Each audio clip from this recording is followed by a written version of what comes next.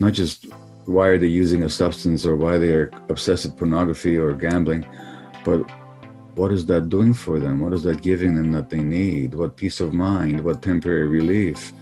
I think a lot about what my North Star is, what I want in my own life, what sort of my ideal life looks like. And then when I'm working with other people and trying to help them, I think about, what is the North Star that somebody who's really in trouble, I would advise, hey, adopt this as your North Star.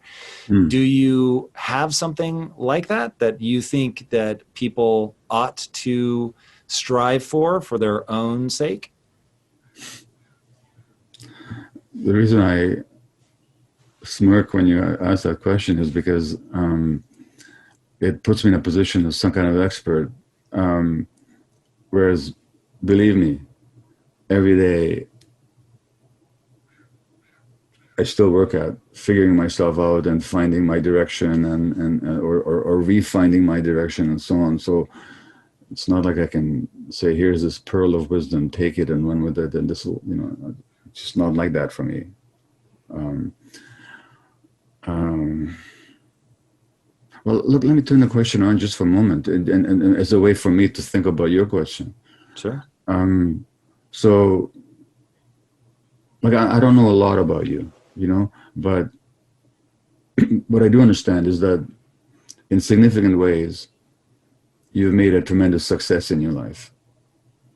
A lot of, achieved things that a lot of people look at. My God, if I only had that, I'd be okay. But let me just ask you this. I'm just absolutely curious. Having achieved all that in the material world, did you come to saying to yourself, oh, I'm okay now. The quest No, is over. definitely not. So And so what were you looking for? so my North Star in the beginning was wealth. Okay. And that was, I showed up every day trying to get rich. And at about 8 years into that, I was absolutely devastated. Spiritually is probably the right way to think about it. I just felt dead inside. And at that point, I was worth about $2 million dollars on paper. So my actual life was not Yeah. the life of a wealthy person, but I had equity in a company. And I went to my wife and I said, hey, I know that I promised I would make you rich one day. I'm going to need to take a step back for a minute because I am profoundly unhappy. Yeah. And she was like, hey, what I want for is your happiness. And so do whatever you need to. And so we were going to move to a tiny village in Greece. And Mm. I was going to go back to writing, which was my first love, Okay. and just do things that made me feel alive. Long story short, my then business partners said, hey, don't leave. We actually feel the same way. So why don't we build something that would give us what we're looking for? And Mm. so if I had to shorthand what I came to realize I'm looking for, which is very much my North Star, is fulfillment. And I'll define fulfillment as working really hard to build a set of skills that I care about that serve not only me, but other people. And in doing that, I am addressing what I think are the physics of being human. Now, I may be misunderstanding that it is the physics only of humans in this era. I'm very open to this is within the context of the civilization that I grew up in. Here are the things that seem to come pre-built into our hardwiring, and maybe not historically accurate. But given the world that I live in, doing something, working really hard is a big part of, I feel there's just a subroutine in my brain that wants me to earn things. And when I do that, I feel good. When I work hard in the gym, I feel good. When I take a cold shower, I feel good. When I, do something difficult for my wife, I feel good about that. And I definitely enjoy that loop. And Well, then, let me interrupt, okay? yeah, Um, please. so if I could find one word to summarize what I think I heard you say, it's meaning. Definitely. Yeah. So that's one of those human expectations is meaning. I think that's a need. Okay. Now, how you find that is a very individual thing. But let me ask you a very scary question though, because it puzzles me. Um, you identify meaning with hard work. Well, I've seen this happen, by the way.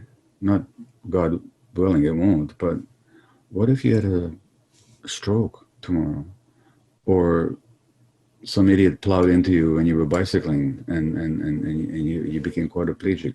No, you couldn't work hard anymore. Then who would I you be? love that question. I So obsess about things like that. So I've thought a lot about that one in particular. okay, So I would give myself 30 days to mourn, whether I should or shouldn't. yeah, I would, and I would be I would allow myself to wallow in the sense that it was unfair and that now I have to change the things that I engage in that bring me joy. But then at the end of that, it is what it is.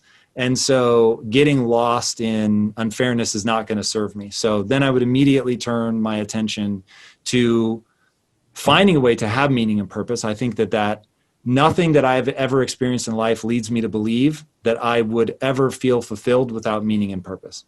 okay, great. So So finding okay, a way to tap into that. And then I have a sort of safety valve, which is my wife and I remind each other of this all the time because we've already had all the financial success. At this point, to do something for the sake of money would be so crazy. So we definitely don't do that. And what we remind each other of is you should love your life, like just from a joy perspective. And if you don't check in with, is this joyful? Because if you're working hard and it's joyful, that makes sense to me. yeah, If you're working hard and it's deteriorating yeah, your joy, your sense of self, whatever, then that's just madness. So even for our employees, what we say is, look, you're an adult. I want you to control when you need a day off. So you have an unlimited vacation policy, use it as you see fit. I do want people that are hard workers, don't get me wrong, yeah. but I know there are some times where on a Tuesday, I'm just like, I'm burning out. Like this isn't fun. And so I stop immediately because I know what my priorities are in life. And joy is extraordinarily high. And it is certainly higher than success. Okay. Well, that's great. That makes it easier for me to answer your question. Um, in terms of my North Star,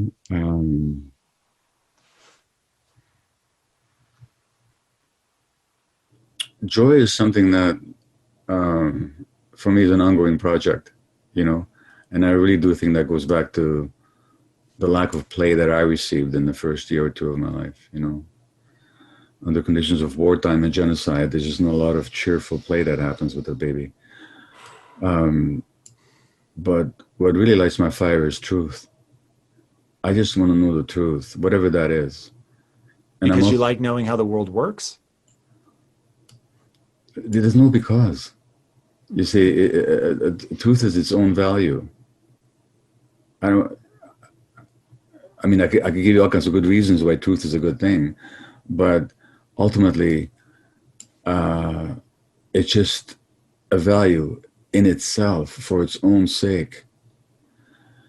And so I'm passionate about truth, both internal truth and external truth. And I'm passionate that my work is to, as much as I can perceive truth and as much as I can communicate my perceptions, that other people have access to truth as well, or that their own passion in truth is kindled in its own right. So that's my. If you ask for a North Star, that's what I would say for myself. It's really interesting. Not at all what I thought you were going to say. Can Mm. I interpret when I look at the books you've written and I look at, your willingness to come and do a podcast like this, can I read that all as an exploration of truth or are these sort of side tangents? No, purely that's what it's about.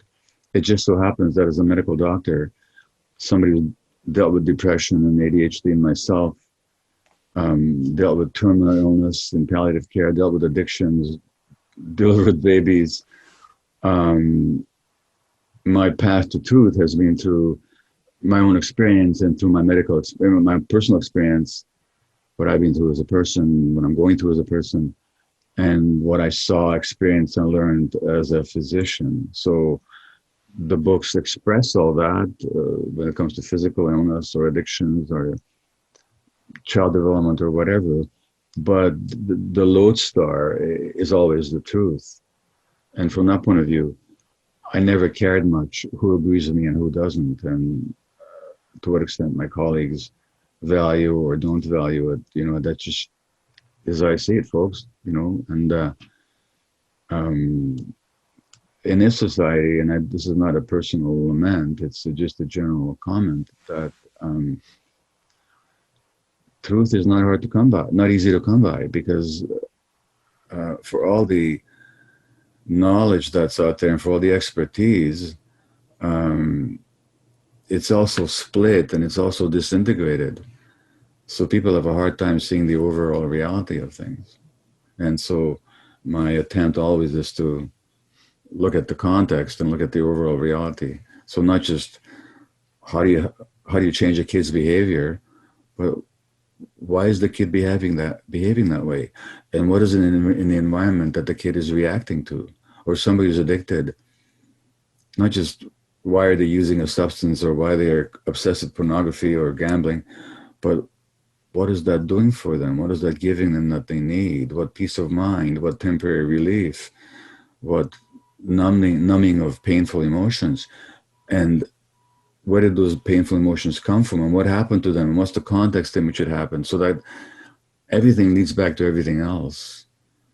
And so I'm always looking for the larger truth of things, which demands a broader look, not isolating everything, but looking at everything as one, which scientifically and spiritually and materially it is. I am obsessed with what is true. So I resonate with you there big time. What I don't understand, so I'm going to ask you a follow-up question to see if I can isolate what it is about the nature of truth just in and of itself that is meaningful to you. So I'm interested in the truth for one reason, and one reason only, if I'm really honest with myself, and that is it has so much utility. Once you understand, it's like physics to me. Because we understand physics, we can send things to the moon, we can create satellites, better manufacturing, whatever. Would the truth be as meaningful to you if you were trapped on a desert island with access to all the information in the world, but you could never engage with another human? So you could assimilate the truth, you could learn what it is, synthesize it, maybe even have insights that other people are missing, and know to the core of your being that you have uncovered something that is true. Would that be meaningful, or is part of what makes it matter to you that you can put it back out into the world and that ultimately somebody can use it? Well, so first of all, let's not confuse truth with information. Oh, interesting. So help me understand what I'm missing. Well, there's lots of facts out there, but truth is much larger than facts. It's integrating the facts in a picture of reality. So that, and I'm maybe putting very clumsy language on what may be a far more beautiful sentiment. So when I hear you say that, and I take it in totality of how all these things come together, I come back to this idea of the truth is that is the way the world works.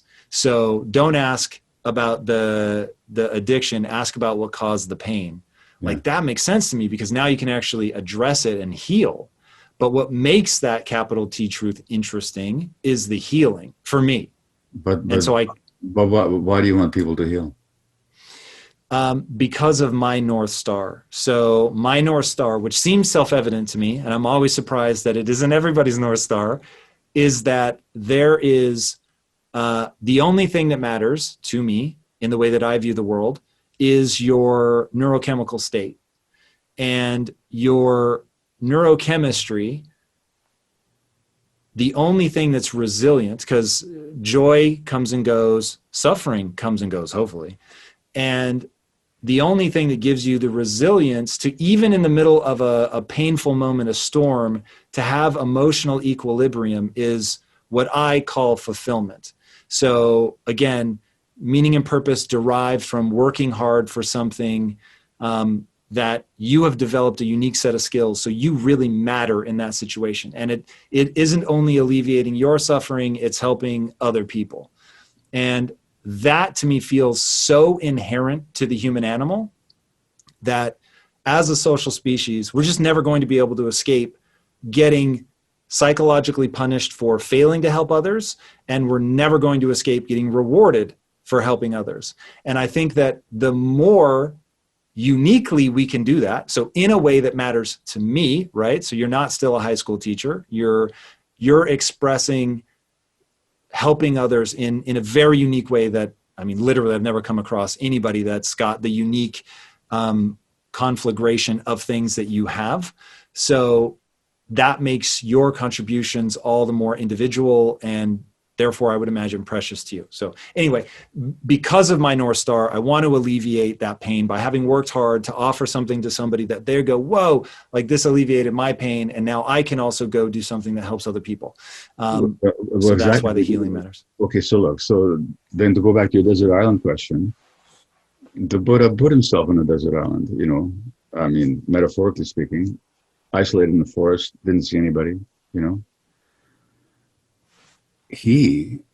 No, I'm not talking about me, I'm talking about him. The way I understand that historical figure, he would have been perfectly okay being on his own because he attained a sense of reality that was complete. And then he made a decision out of compassion to come back and teach others. And you are talking about compassion as well. You're talking about not truth as utility, you're talking about truth as compassion.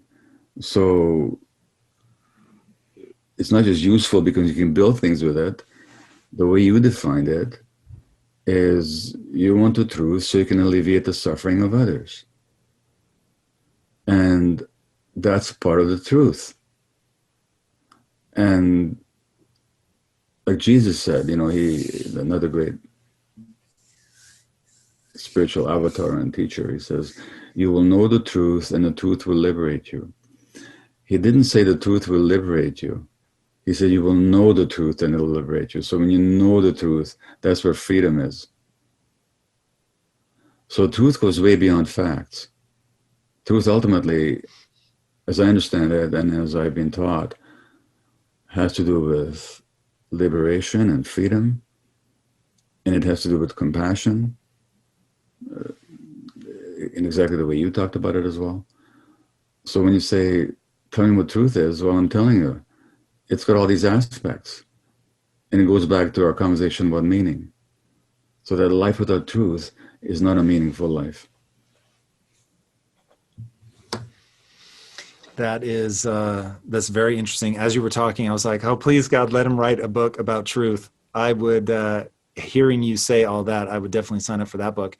I want to talk about the idea of a bodhisattva. So this is one of the things that I found super interesting about Buddhism. And again, hey, a guy that understands it at 30,000 feet does not know the specifics, but that idea of, hey, there's two things you can do with enlightenment. You can, hey, you're enlightened and now you sort of stand apart from everybody else, or you get enlightened and decide to be a bodhisattva, to re-engage, to go back in, to help other people. And do you think, this is maybe a dangerous question, but do you think anybody would, like, knowing what you know about the human mind, would anybody ever that attained enlightenment actually just go, peace, I'm out? It seems like the very nature of that moment would sort of propel you back to other people. Well, first of all, the last thing I want to present myself as any kind of an expert on Buddhism. I thought that might be your response. Yeah, you know. But yeah, I mean, there have been, in the Christian tradition, there were saints that went to the desert and they just stayed there.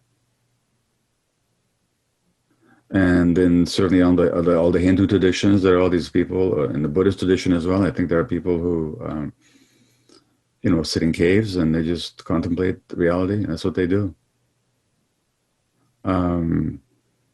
which doesn't mean that what they do has no impact on others.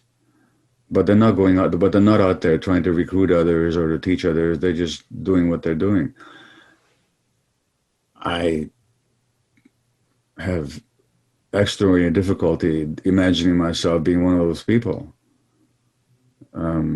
which I'm not sure is an advantage for me. I mean, I might be more advanced if I could handle the idea of being on my own and not doing anything and just being and just valuing being, period. I imagine that for a person like me might be a step forward. But but yeah, I think from my limited understanding, there have been people who've done that, and they're part of the human spectrum, aren't they? Very well said. Gabor, what at this point, you're 77? Yeah. You're so productive. What is it that keeps you going? When most people are like counting the days until they can retire at 64 or whatever, what keeps you going? Botox, steroid injections. um, Classic. um, well, look, I mean, you talked about meaning. There's so much meaning in my life. I'm so fortunate, you know, and I've never stopped developing. Not that I've arrived there, but I've never stopped developing. Like I've never stopped being curious. Um, I believe I've finally come to accept that, yeah, I do have a contribution to make, and that has value in the world, and it has value for me. So at, at this point, it's not keeps me going. It's like it's just who I am at this point. You know, is I'm curious about what I'm doing. I'm excited about much of what I do. I'm excited about having conversations like this. I'm excited about the book I'm writing, the teaching that I do. I'm excited about spending time with my wife of 51 years now. I'm excited about that I can still go swimming and bicycling and do the yoga and just, you know, my life is just a very blessed one at this point. Not that I feel like that every moment, but since you ask, it's not like you know what it is? When people talk about work, what is work? I think if I remember right from physics, one way to look at work is energy expended against resistance. And the more energy you expend against more resistance, the harder you have to work, and the more fatiguing it is. But I'm fortunate enough and I'm free enough in my life right now that I don't have to face resistance, internal resistance.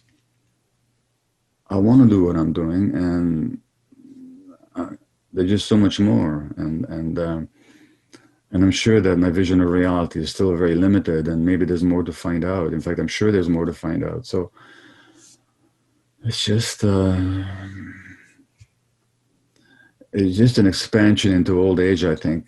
If we're fortunate enough, we'll see how that goes. And you know, one never knows what tonight will bring, let alone the day after tomorrow might bring. But so far, it's an expansion, not physically, because as we get older, physically, I don't swim as fast as I used to, but there's an expansion that's available to us mentally and spiritually, relationally, in terms of understanding.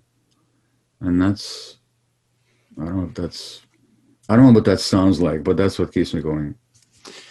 How do we expand spiritually? And that's probably a word that would warrant definition, but I'm curious how you think about that. Well, so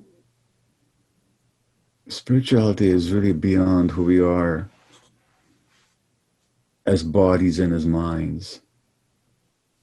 So it's an awareness that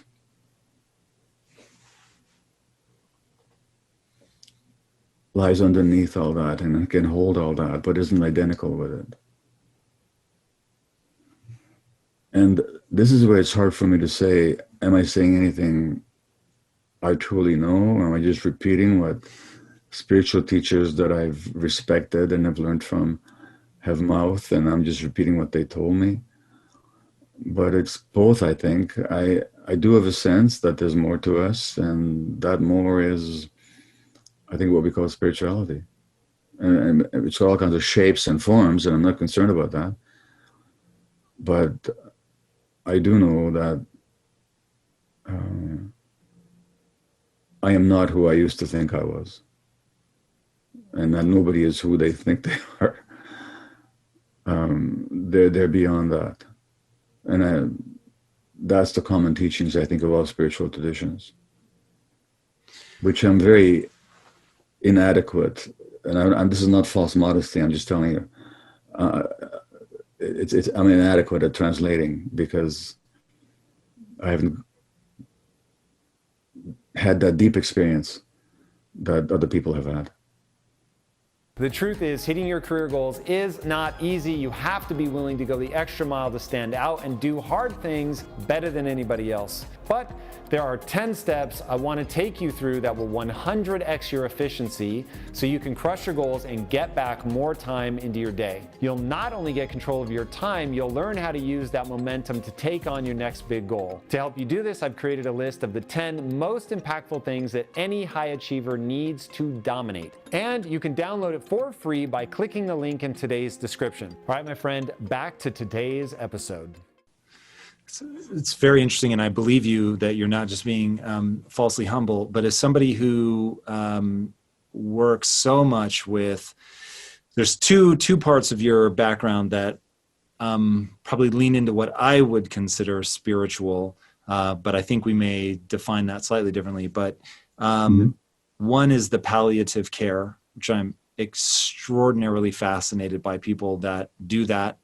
And then I don't know if you would call yourself a guide of hallucinogenic transformation. I'm not sure exactly what your involvement is with that, but I know that you've explored it enough to sort of have at least a sideways glance at what's going on there. Talk to me first about palliative care. I know that you sort of ended up there by accident, but what makes that fascinating to me is you've got, subtracting out the pain, you've got somebody who's they're themselves, but all of a sudden their future is a known quantity and it's very short.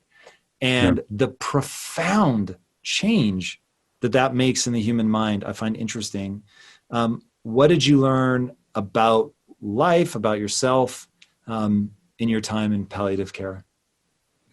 Well, the people, the nurses and the physicians and the social workers and the others who work in palliative care tend to be a very special breed, in that they're not afraid of death. So learning not to be afraid of human death and giving up your sense of omnipotence are very liberating. By a sense of omnipotence, I mean physicians are trained to save lives. I'm telling you, Tom, I knew physicians that would barely visit their patients in palliative care because they couldn't stand what they considered to be their own failure, which of course it wasn't. But their self-image as healers or as curers just couldn't withstand the white heat of death. And so that's very liberating when you get to talk to somebody and you get to minister to them and you're not pretending to be able to do anything more than you can do. But you can really listen to people and get to know people in their final days and their final hours, final weeks. It's an absolute privilege. What about it is a privilege? Is there an insight? Getting to know people without pretension. You're not pretending to do anything you can't do, and they're past pretending. If they want to die right, they pass pretending. That's interesting. What do you mean die right? Well, there's ways of dying. You can resist it. You can resent it. You can be angry about it.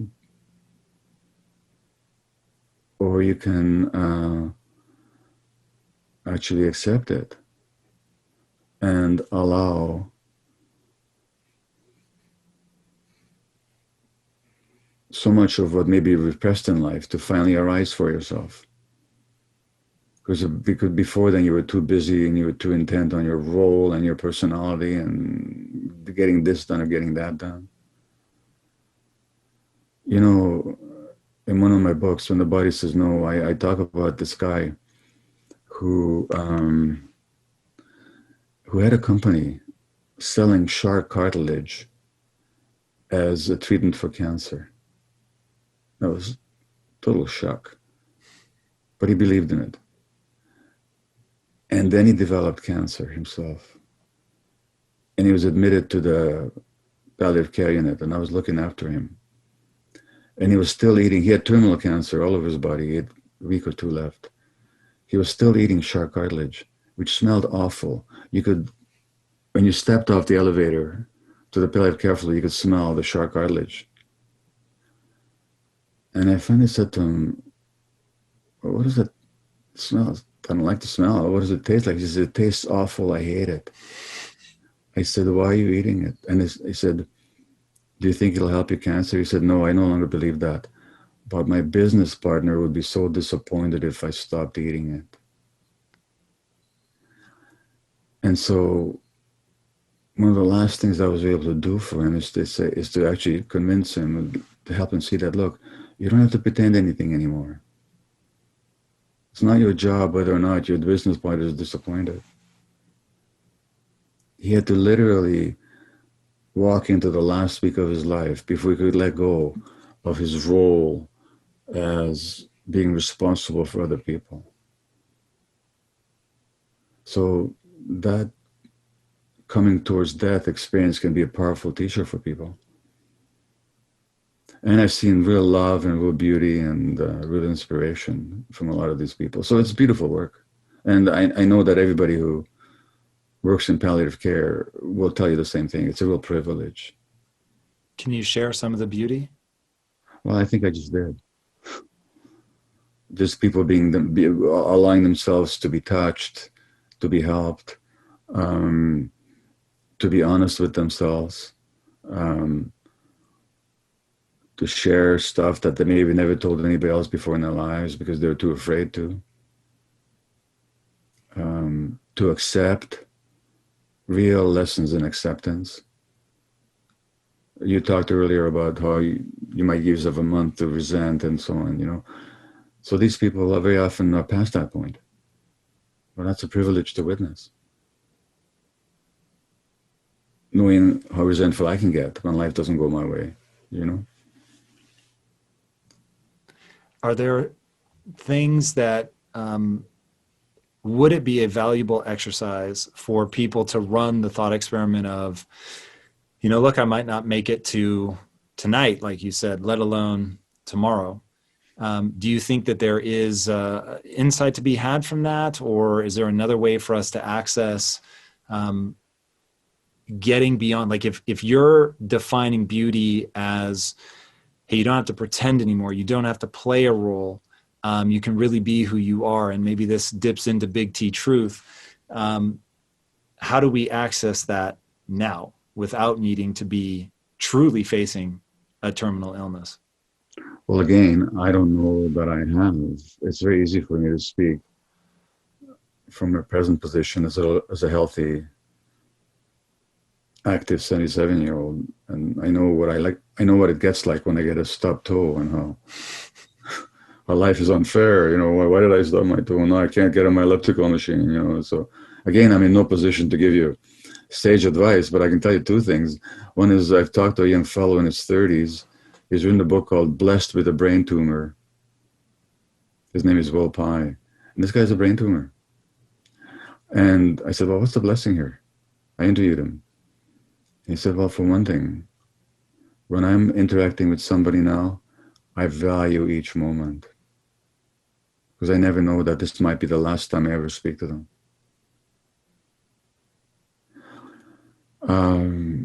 And the Buddha, again, I'm talking like some kind of Buddhist, which I'm not, but he had his monks do a meditation where they had to imagine themselves dead in the graveyard, and they had to imagine themselves being eaten by worms till the flesh melts off their bones.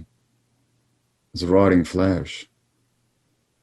And then they had to imagine themselves as bones just lying there, disarticulated bones, and finally even the bones being ground into dust, you know. I can't say that I've attained any of that. I mean, I'm just telling you, there are practices. There are practices. There's a book on my shelf by Stephen Jenkinson, who's another fascinating guy. It's called Die Wise. And he said, you know, it's basically about, you want to die well? Start preparing it for it now. What's the wisdom, if you remember from the book? The wisdom is that I haven't read the book yet. My son just gave it to me as a birthday gift a few weeks ago, so I'll read it, but I haven't read it yet. That's really interesting.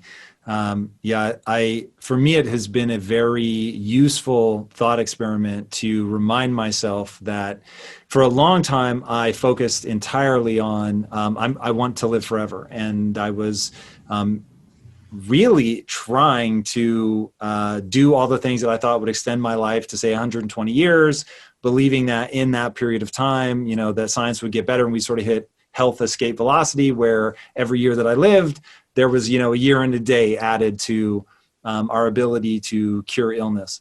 And that really served me for a long time. And it allowed me to make long range plans that other people might not be willing to make, and really made me feel excited and connected. And then there was something probably about a year ago that I started to have this feeling that I would be better served and more motivated by flipping it, and to start now thinking about how transient my life is, and that almost certainly, since none of us know what's going to happen, almost certainly I am going to die. And I don't get a heaviness from that.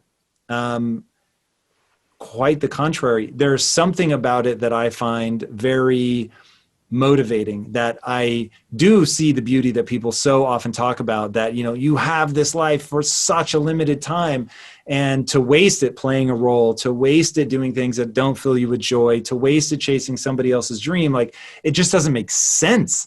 And that has been fun. And I enjoyed both sides of the coin, and I got something very beautiful out of each. And I didn't even like consciously make the shift. I just found myself more and more sort of getting a bigger gust of wind, of elevating wind, if you will, from the side of thinking, man, this really is like, how lucky, how transient, how beautiful in its sort of ephemeral nature, how wonderful it is. And I think part of what was releasing in that for me is I am very much driven to matter, but never at the cost of joy, right? So it's like, I really want to matter. I want to do things that like are going to be felt, but I don't think about legacy. I don't think about living beyond myself or doing things that need to outlive me. I just think about like, hey, what can I do right now that will bring me more fulfillment, that will give me more joy? And yeah, it was very fascinating to see that transition happen, where I went from the only thing that gave me that push was thinking of myself living forever, and then all of a sudden realizing, no, it's actually now more advantageous to think of sort of imminent death, which, trust me, I'm not in any way, shape, or form eager for. If we are imperfect, and do you agree with, I think it was Solzhenitsyn who said that the evil runs through, or the line between good and evil runs through the heart of every man, which rings true to me. Does that ring true to you? I would say that the potential for both runs through every person. Hitler was a human being. As I say this in the book. Jesus was a human being.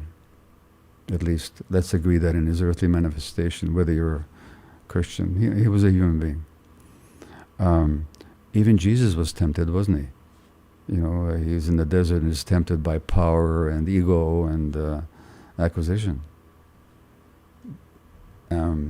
The Buddha in the Buddha story, he's tempted by lust and by greed and by aggression and egotism.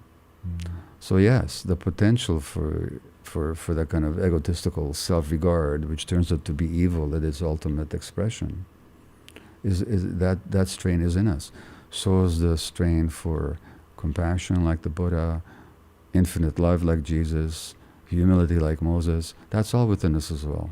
The question is, which conditions promote which in its development? The Buddhist talks about seeds, of which seeds in our minds are planted and which get watered and which don't.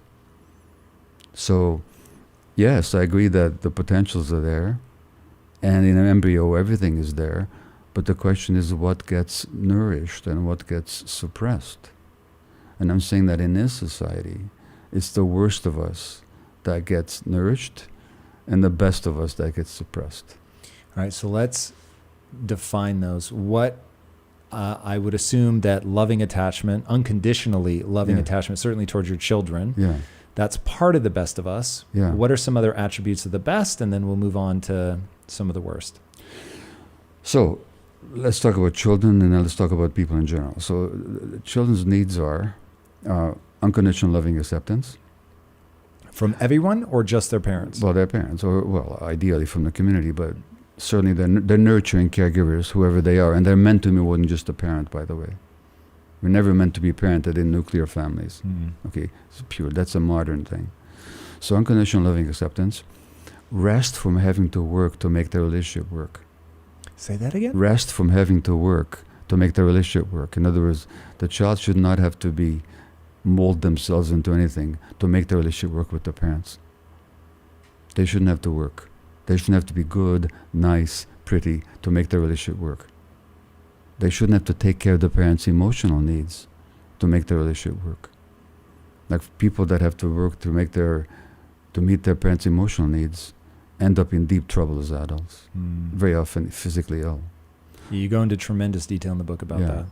So children should be able to allow to feel all their emotions. And I mentioned play before. Those are the needs of the child. As human beings more generally, we need a sense of connection, a sense of meaning, a sense of belonging, a sense of transcendence, so that there's something, we're part of something greater than just our little egoic concerns. These are all the needs of human beings. To the extent that they're met, we thrive. To the extent that they're not met, we shrivel.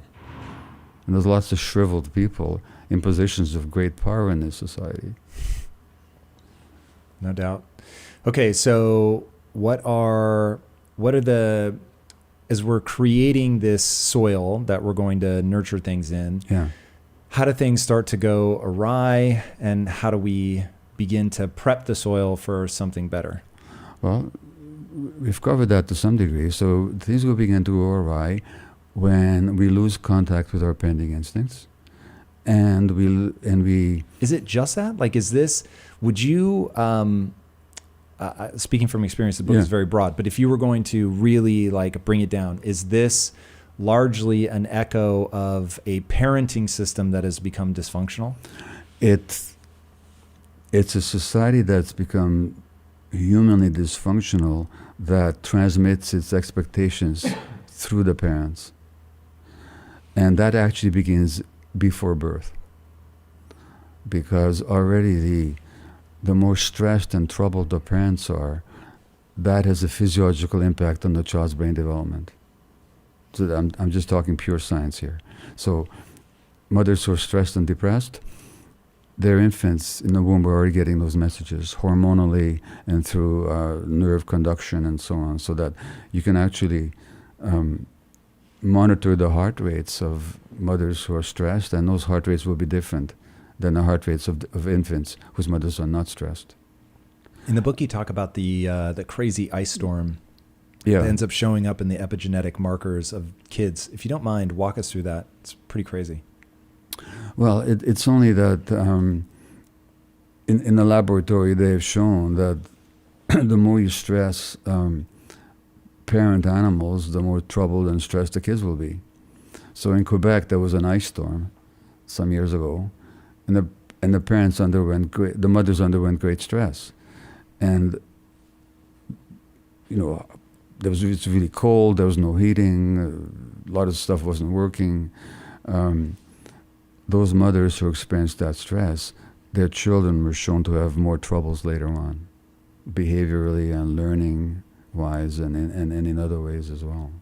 So again, the stresses of the parent translate into the physiology of the child. There's a study that I quoted in the book about, they looked at marriages that were stressed, and there's two ways you could tell how stressed the marriage was. One is you could ask the parents, and they would talk about it. The other way is you could measure the urinary stress hormone levels of their children. Wow. And the parental conflict was reflected in elevated stress hormone levels in the urine of the children. Now, elevated stress hormone levels in the urine means that the immune system itself is under assault. And that has an implication for health later on. We know, for example, that the more stressed parents are, the greater the risk of asthma for their children. And that the degree of stress on the parents is correlated with the amount of medication a kid will need for their asthma. Amongst other studies, lots of such studies. So in other words, there's a correlation between the emotional environment that we grow up in and our physiology. Yeah, I mean, that's really the core thrust of the book is, hey, all these things that you think are maybe just old age or bad diet, they're actually related to trauma or even disease. In fact, one of the ones you talk about that was the most eye-opening was ALS, which, I would think of as a genetic disease, bummer, horrible roll of the dice, but walk people through there is a predictable personality trait of people with ALS that I was like, what? Well, so first of all, there's nothing genetic about ALS. Nobody's ever shown, there might be some rare examples of ALS genetically induced, but those would be a tiny, infinitely small minority. So genes don't have much to do with most chronic illnesses. There are some illnesses that are genetic. There's the one that runs in my family. My mother and my aunt had it, muscular dystrophy. Gradually, they became weaker and weaker. Already when I was a child, my mother couldn't lift her arm up. And in the end, she was not mobile at all. And so if you get that gene, you're going to get the disease. But those diseases are very, very rare, about 1 in 10,000. Most chronic illnesses have very little or no genetic basis to it. So, for example, there's a breast cancer gene, but out of 100 women with breast cancer, only 7 will have the gene. And out of 100 women with the gene, not all of them will get the cancer. So in many cases, even if these genes are implicated, it's the interaction of genes and environment. Now in ALS, the ALS personality, which I noticed in palliative care when I was a palliative care physician, also in the literature, are people that repress their healthy anger, are emotionally very rigid, and they don't ask for help from anybody. And usually that's based on childhood trauma. And Lou Gehrig was like that. Can you define trauma? You go to very careful lengths in the book to make sure that people understand trauma isn't always getting hit with a bat or being sexually abused. Like there's a range that can be wildly impactful. Well, let's take Lou Gehrig, after whom the disease is named in North America. His father was an alcoholic, and Lou Gehrig was one of these really nice guys that took care of his mother emotionally. He had to. That's what happens in the home of an alcoholic. Very often the child becomes the caregiver. Now, he was such a nice guy that, the record that he set for consecutive games played, that stood for so many, many, many decades. Why did he set that record? Because even if he was sick, he would play. Because he's too dutiful to his teammates to take himself out of a game. Is that a healthy thing or not? It's not healthy. On the other hand, when there was a young rookie on the Yankees who got sick and he couldn't play, and the manager was very upset with this kid, Gehrig says, "What are you talking about? He's sick, he can't play." Took the rookie to his own home, where he lived with his mother. His mother put the kid to bed, the rookie, nursed him, and Lou Gehrig slept on the couch. So that kind of self-sacrificing, self-negating, emotionally repressed, really nice person is the person which is typical of the ALS personality. And there's been a whole lot of studies on that show that, these are the people that get ALS. It's just that the doctors don't make the link between that personality pattern and the ALS. They just basically swallowing your anger. Swallowing your healthy anger. Swallowing your healthy anger is directly causative to ALS? I think it's a major contributor. You never see it. You never see it. You never see the healthy anger in anybody with ALS. And you always see this hyper-conscientious, hyper-autonomous self-sufficiency that, no, I don't need any help. No. And when you talk to neurologists, which has been done in studies, they always describe their patients as extraordinarily nice. ALS patients extraordinarily nice. Why are they so nice? Because they repress their healthy aggression. It's just that the neurologists don't make the link between that and the disease. I'm saying that plays a major role, because that repression of emotions, again, the emotions are not separable from our physiology. The nervous system and the immune system and hormonal apparatus and the gut and the heart, they're all one system. When something happens in one area, something happens in the other area as well. Look, the analogy in the book is this. Think of a person with a big beach ball trying to push a beach ball under the water. That takes a lot of effort. Now, have you ever been angry? Of course. Okay. Now, when you're angry, it's not just an emotional state in your head, your whole body is. Now, how much energy would it take to suppress that energy, to suppress that anger? Can you imagine? So that you don't even feel it? But not feeling your anger was an adaptation to your childhood, where the anger wasn't permitted. So that emotional, physiological effort of repressing anger takes a toll on the nervous system and on the immune system. It's a major role in disease. I'm saying, it plays a major contribution.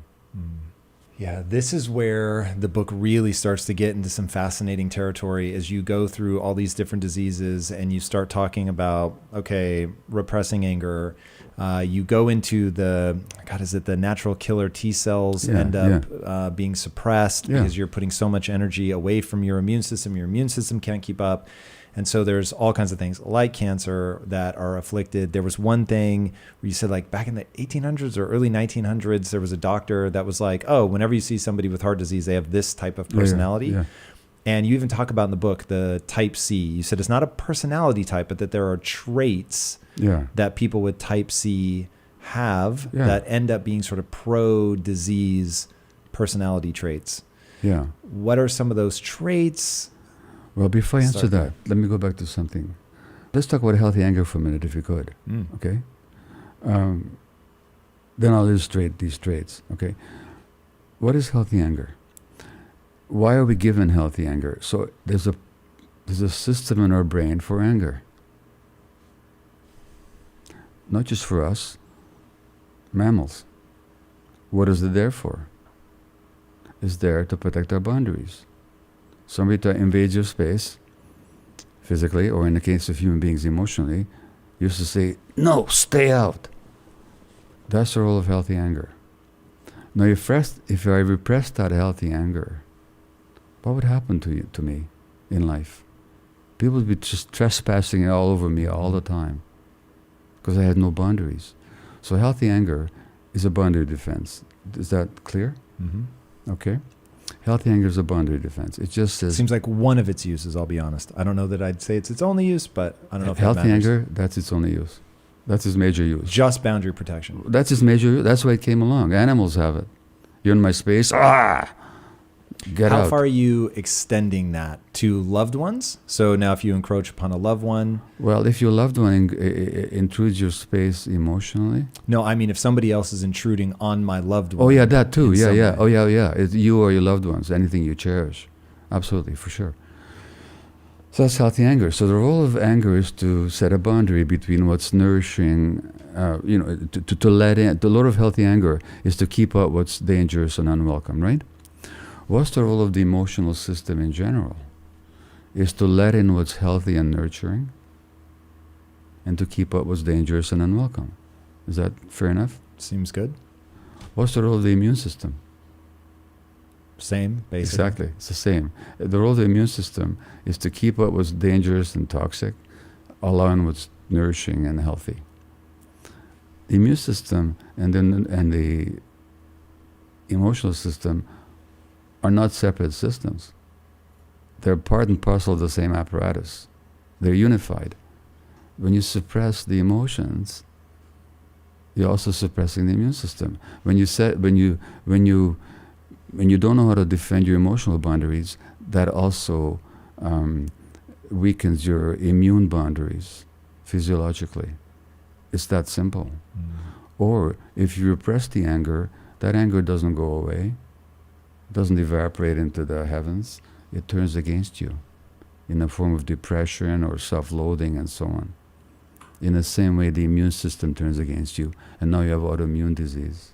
And so the traits that were identified with chronic illness, most chronic illness like cancers or autoimmune disease, are emotional self-suppression, inability to experience healthy anger, desire to please others, to fit in, to be acceptable, to be nice,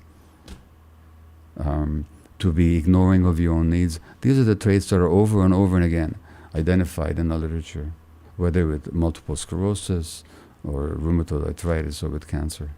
Now, these are not the real person. These are adaptive traits in response to the childhood environment, but they take a heavy toll. Or take another so-called illness. And by the way, the case I'm making is that what we call illness is actually response to life. So take depression, this so-called biological disease of the brain. What does it mean to depress something? Try to push it down. To push it down. What's get pushed on in depression? Well, I can tell you, I've been depressed. What gets pushed on depression is your natural emotions. Everything is flat, and nothing matters, nothing has any meaning. And that starts with people pushing them down? That's the word. That's what the word means. It means to push it down. It starts in childhood with people having to push down their emotions. Why do they have to push down their emotions? To fit in with other people's expectations. So, and I don't know the literature on this at all. So there, oftentimes then the depression will just sort of creep in slowly. I always assumed it was tied to something, being stuck in a bad relationship, a death in the family, loss of a job, that there would be some sort of triggering event. Well, okay, fair enough. If you're in a bad relationship, the healthy response is not depression, but to deal with the challenges in the relationship, either by working them out or by leaving the relationship. Depression isn't a necessary outcome. The response to the death of a close one, is not depression, it's grief. Grief is the healthy response. We have a system in our brain for grief, by the way. So grief becomes depression when you're not allowing yourself to grieve. But you don't know how to grieve properly, yeah. And you don't know how to grieve properly because your emotions were suppressed as a child. And so yeah, we have these healthy systems, but their activity gets deformed through our natural expectations. Okay, so to stay with depression for a minute, so you're pushing all this stuff down. It starts in early childhood. You're trying to fit in. You want unconditional love. You're not getting it. So you have this directive for attachment. And so you begin to, I see what I can do. If I don't yell, scream, if I'm not expressing frustration, if I'm the caretaker or whatever that situation demands, then all is well. So now I've learned this adaptive response to suppress my emotions. And over time, it begins to numb me, I would assume. I have not been depressed, so you're beginning to be numbed, but now starts to be very extreme, and what I have heard depression explained as is just like the skies are permanently gray. You will Yeah. never see joy again. Yeah. And so Yeah. what is breaking in that like the beach ball analogy I like, right? I'm pushing something under the water, but if I stop pushing, it will pop back up. And so Exactly. if that thing or my emotions is, when you're treating depression, let's say non-pharmacologically, is it the release of the pressure on those emotions to let them finally come up? Yeah, so the difference between the pushing the beach ball down is that I'm doing it consciously and deliberately. But the repression of emotions that a child engages in is not conscious, is not deliberate. It's an automatic response. It's unconscious. Therefore, the child can't just let go like that. And then, as you say, it numbs and becomes overall a depression. Now, by the way, I'm not against pharmacological treatment. I've taken antidepressants. They have helped me. So I'm not here to advocate against them. I could talk about their misuse, but in principle, sometimes they're helpful and occasionally they're life-saving. And much of the time, they're overprescribed for way too long, and we're not dealing with the real issues because the pharmacology deals with the symptom, but it doesn't deal with the underlying problem. So yes, the healing of depression, and I talk, the final part and the longest part of the book really is on healing, is you have to reconnect to yourself so you can feel your emotions. That's the treatment of depression. Talk to me about reconnecting. How do you reconnect? What is that process? Well, first of all, you recognize that you're disconnected. And you notice how that disconnect shows up in so many areas of your life. On the job or in your personal relationships, for example, or in your relationship to yourself. So you have to become aware. And this is where I talk about disease, whether it's physical or so-called mental, as teacher. Not that I recommend illness as a way of learning to anybody. It's not my preferred. But if it happens. But if it happens, it can actually teach you. And you can ask yourself, what have you been pushing down? And what are the stories? Why do I push it down? Oh, I push down my emotions because I've learned, I have the belief that if I'm angry, I'm a bad person. Well, is that really true? Is a person that experiences anger really a bad person? I learned that if I push down my needs, then people will love me. Do I really want to be loved at the expense of disconnecting from myself? As a child, I had no choice because I had to be loved or connected with, otherwise I wouldn't have survived. Is it still like that? So basically, it's a gradual. Isn't it though? Sorry?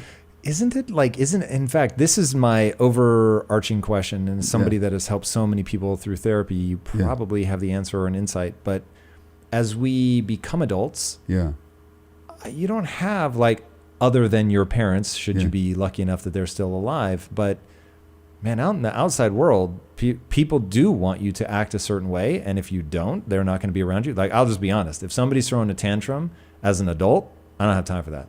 But an adult doesn't throw a tantrum. Are you sure? Yeah. I have seen adults throw what I would call the adult version of a tantrum. You have children in adult bodies throw tantrums. Interesting. Okay, go on. So the adult who throws a tantrum, he's a traumatized child who has not developed self-regulation. I'm not talking about repression of self, but regulation. So, for example... Help me differentiate. So, for example, I throw up at the airline counter and they've overbooked the airplane, okay? My healthy response is disappointment and some degree of anger. I'd say, this is not right that you did this. I want you to redress it. You do something about it, please. Throwing a tantrum.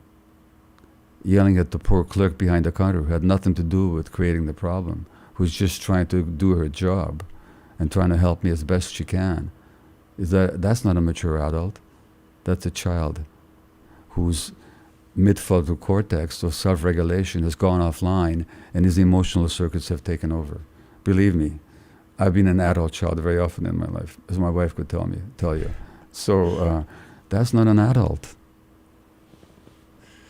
Okay, so then the process there goes back to connect to yourself, figure out why you're repressing this, Yeah. let go of those things that are keeping it down, find a way to be able to regulate yourself so that they're sort of contextually sensical, so that we're not in unhealthy anger territory. Okay, interesting. So trauma is an imprint that makes you react to the present like you're still a child. Essentially, I mean, that's a very narrow definition of trauma, but that's one of its essential aspects. And that the important thing that you said earlier is it's automatic. It's automatic. It's unwilled. It's automatic, and it's and actually, when you look at the brain scans of deeply traumatized people, the prefrontal cortex is totally asleep, and the emotional circuits, you know, they're the primitive emotional responses are active. This is why so much of the jail population are traumatized people. That's why they end up in jail. But instead of dealing with their trauma and helping them develop, which they could, under the right circumstances, become adult people, self-regulated, the jails just make it worse by the way they torment people and the way they traumatize people even further. So when I talk about a trauma-informed society, what if we actually understood trauma? What if we just actually understood it? It would have huge implications for medical school, for medical health delivery. What if when you went to the doctor with your depression, you weren't just told, you got this biological disease of the brain, here's a pill. But they actually said, what happened to you as a child? One of the people I quote in the book is the great pediatrician, psychiatrist, neuroscientist, Bruce Perry, who just wrote a book with Oprah, the title of which is called What Happened to You? Not what's wrong with you, what happened to you? What if we asked that question? You know, so that would change medical treatment completely. What if in the prison system or in the legal system, we didn't just say, what did you do? But what happened to you that made you do it? Now that wouldn't mean that we allow or encourage antisocial behavior, but it would mean that we would actually want to rehabilitate people and to help them become who they could be. You know, that's a very different legal concept. What if in education, it was kids' developmental needs that were put paramount rather than their performance? It's interesting. How would you do that functionally? What would school look like? Well, I talk about it a bit. Like schools in Finland, there's much more play. There's much more freedom. And they have much better results than we do. So that, in other words, we honor... What are the right results to look at? A child who's curious, who wants to learn, who's engaged, who's respectful of others, who is confident. That would be the right results. Then you don't have to worry about stuffing knowledge down their throats. Why? Because they want to learn. They want to learn. So you don't have to punish them, you don't have to reward them. You just present them with the opportunities to learn, and they will. That's a natural human attribute. We kill that in this society. As people, we always think we're looking at reality, and our view of it sees reality the way it is. But it's been a spiritual teaching for eons that really, well, the Buddha said it. The very first statement in a collection of his saying, the Dhammapada, is that our thoughts are in the lead. And so whatever our thoughts tell us, that's the reality that we see.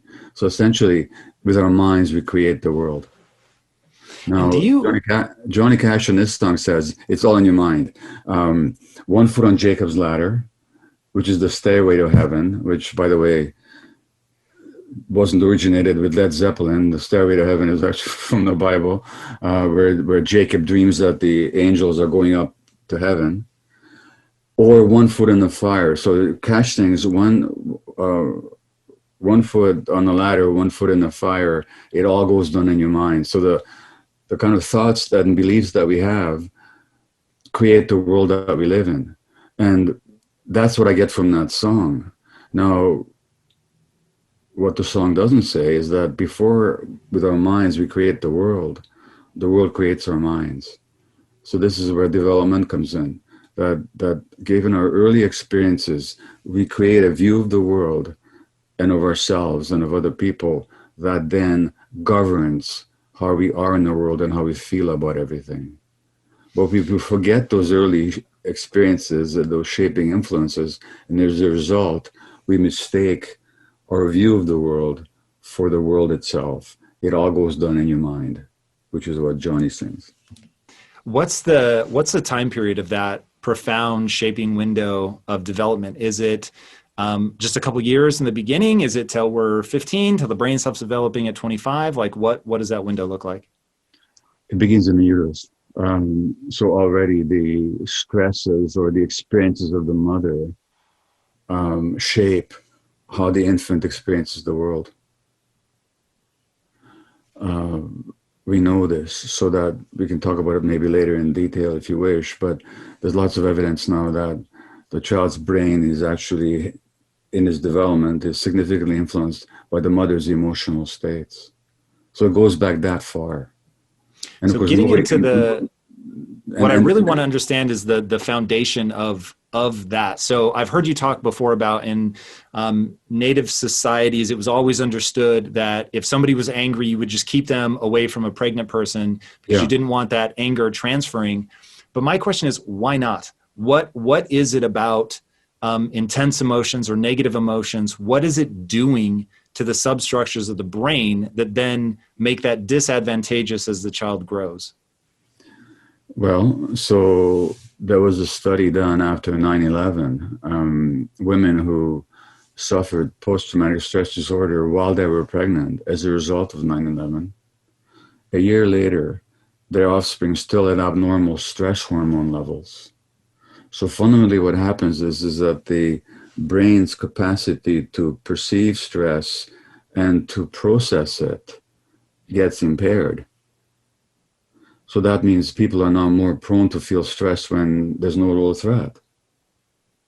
Or they may be more prone not to recognize a threat when it is there. So our whole perception of the world and safety and our responses to stress, the physiological apparatus for handling stress is affected already by what happens in the womb. So thinking about the gym, for instance. So you go to the gym and you want a stressor, you want a certain level of difficulty in order to, in that case, you're tearing the muscle slightly, and then as it heals, it grows back stronger. Yeah.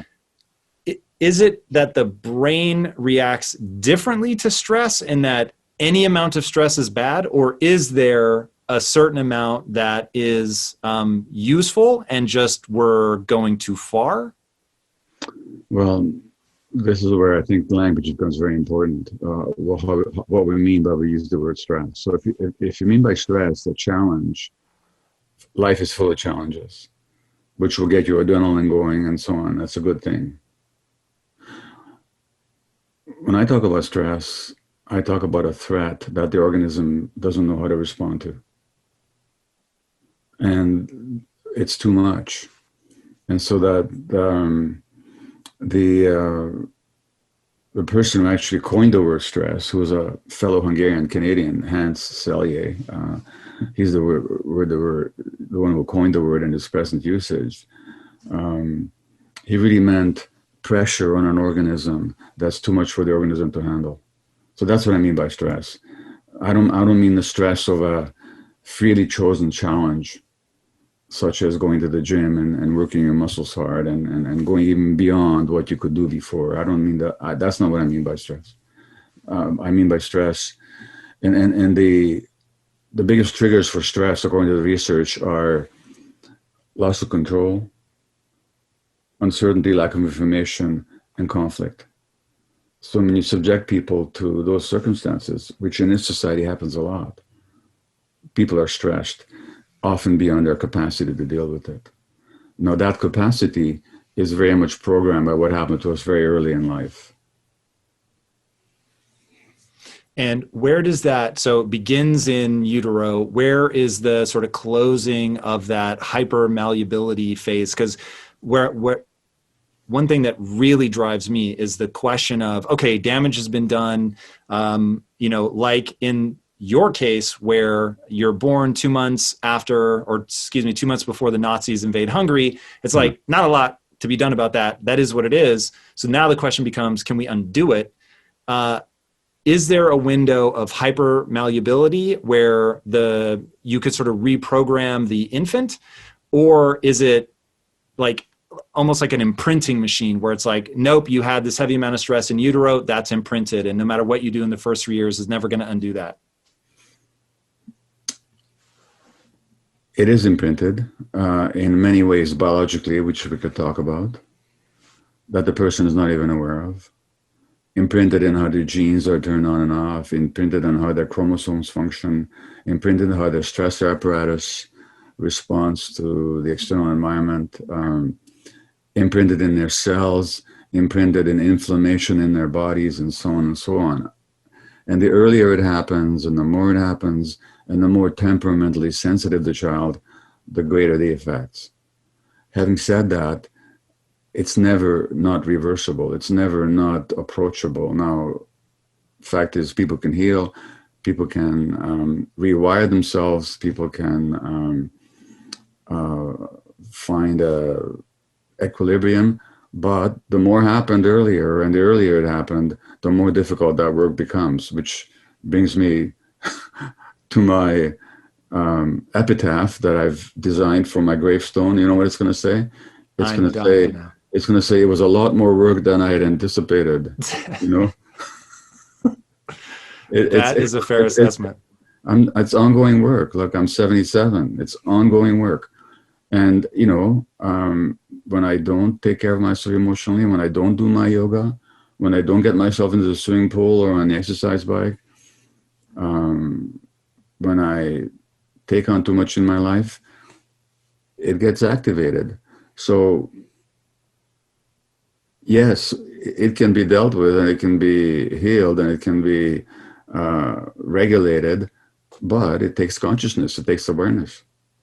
Given your perspective with having dealt with a lot of people that have had severe early traumas that have echoed through their adult lives in the form of addiction, what is it, if it's identifiable, what is it that makes some people able to get in there, do the work harder, you know, than expected, though it is, and other people that get stuck? Yeah, well, that's the important question. First of all, let me just say that trauma shows up in multiple ways. Addiction is only one of them. So-called mental illnesses, depression, anxiety, ADHD, PTSD, whatever others. Physical illnesses, chronic physical illness like cancer and autoimmune disease very often reflect trauma, and in physiological ways, which we can talk about. And I'm not just giving you a personal opinion.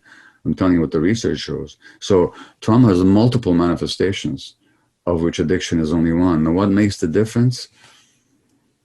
I don't think there's one single factor, but there are a number. First of all, has there been anybody along the way that was empathetic and supportive to you? If there was, that can make it, no matter what happened, that can make a huge difference. Earlier in your life, the better, but if there was a teacher, if there was an uncle, an aunt, anybody who maybe couldn't change your situation, but could listen to you or just validate you or speak to you empathetically, that can make a difference. Social class has a lot to do with it, because if you can afford to see a therapist and talk to somebody, that puts you at an advantage. How much stress you continue to be under in your life, that has a lot to do with it. When people are trying to just to survive, it's hard for them to consider transformation. So people that are under economic pressure or racially oppressed or under economic threat, political conflict, these make it difficult for people because people are just in survival mode. People that are highly sensitive, they're both at an advantage and at a disadvantage. They're at a disadvantage in that the more sensitive they are, the more it hurts when stuff happens. But also, the more sensitive they are, the more likely they might have to have some insight or awareness or some creative outlet. So that can work both ways.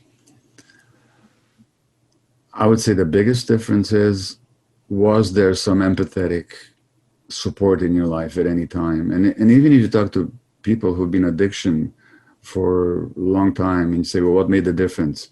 Somebody talked to me like a human being. Somebody didn't judge me, they accepted me.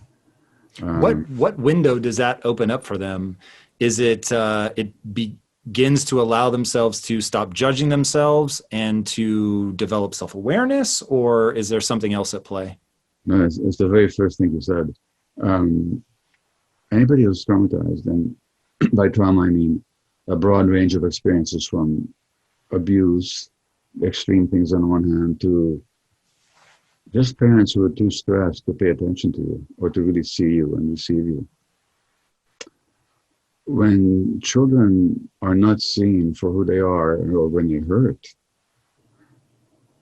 they can make two assumptions. One, there's something wrong with the world and my parents are not capable, or they don't love me. Or they can make the assumption, and that's why this is happening, because I deserve to be loved and I deserve to be treated well, but these people are incapable and they don't care. You can make that assumption. You can make the assumption, I'm talking about unconscious assumption, or you can make the assumption there's something wrong with me. Those are the two choices. Now, it's much safer for the child to assume that there's something wrong with them. Why do you say that's safer? It's a lot safer, yeah. Why safer? Why is it safer? Because what's it like to live with the danger as a 4-year-old living in a world where your parents are dysfunctional and they are perhaps hateful towards you? How could you endure that for 1 minute? That's interesting. So you have to make the opposite assumption. If this stuff is happening to me, it's because I deserve it. Something wrong with me. Now, go back to your question. Somebody comes along and treats you compassionately. Oh, maybe I'm not that bad person. Here's somebody who's treating me like I was a worthwhile human being. Maybe I am a worthwhile human being. So that compassionate reflection that you get from this other human being subverts your image of yourself as worthless. And that's what makes the big difference. Whew. So that points to something that is really interesting, maybe a little bit scary. So Lisa Feldman Barrett, who you may or may not know, has really interesting thoughts. So I'm always trying to figure out how much of who we are is nature, how much of us is nurture. And she told me, Tom, look, you're asking the wrong question. So the reality is we have a nature that requires nurture. And as you talk about this, and I'm going to put words in your mouth. Tell me if they're accurate. It sounds like you're saying our minds are essentially co-created, and we are presenting ourselves and looking for an echo back of, or a reflection back of, what people think about what they see. And we're using both of those things, our own sort of sense of who we are, plus what's being reflected back to us, to figure out who we are. So if something negative is reflected back, that's actually going to shape my sense of self. And if something positive is reflected back, that's going to shape my sense of self. Now, that to me begs a question. I'm so curious to know what you think about this. So my response to that is, cool, I'm going to become totally self-sufficient. I'm going to get to the point where I don't need somebody's reflection back. But I can feel the danger in that. It seems like a risky game to say, I'm going to totally withdraw. I'm going to do all the work internally. I'm going to make sure that I know who I am, that I don't need that reflection back. But knowing how important loving relationships are and things like that, I can feel, while there would be some upside to totally knowing who you are, believing in yourself, but you're also walling yourself off. How do you conceptualize handling that? Well, it's a question of who's doing it and why. Because you can do that walling off in two ways. So the Buddha, you know the story, he goes through all these teachers and he wants to get enlightened, and he goes through all these very rigorous, self-denying ascetic practices, and he just doesn't, the truth doesn't come to him. And finally, he goes off by himself and he sits under a tree by himself. And he just sits there and he meditates and he contemplates everything that arises in his mind. And then after a while, he has his nirvana, he has this enlightenment experience. And then he's got a decision to make. He understands his own nature, he understands the nature of reality, and he really does. He's one of the outstanding minds in history. But then he's got a decision to make. So do I just revel in this spiritual liberation that I have worked so hard to attain? And no, he decides he's going to go back and teach other people because he wants to be connected to humanity. And he wants to enlighten other people as well. Can you articulate what his sort of breakthrough enlightenment realization was? Well, it'd be presumptuous of me to do so because I've not had that realization myself. I've only read about it or I've seen other people talk about it. I don't mind a regurgitation of what other people have said. So I know Buddhism at a 30,000 foot view. So yeah. I actually don't know, other than life is suffering. I don't know what sort of the key revelations are. Yeah, life is suffering is, his real teaching is that life doesn't need to be suffering. But the way we set it up with our minds, it is suffering. So it really has to do with, goes back to the Johnny Cash song. It all goes on in your mind. You disidentify from your mind. And reality is much greater and much deeper and much more sacred than your mind will ever tell you. That's interesting. Can you say that another way? Even I don't know if this is your own understanding of life or a reflection of Buddhism, but I'm curious to know, if life is more profound than your mind, what are the elements that make it profound? Is it beauty? Is it love? What is it?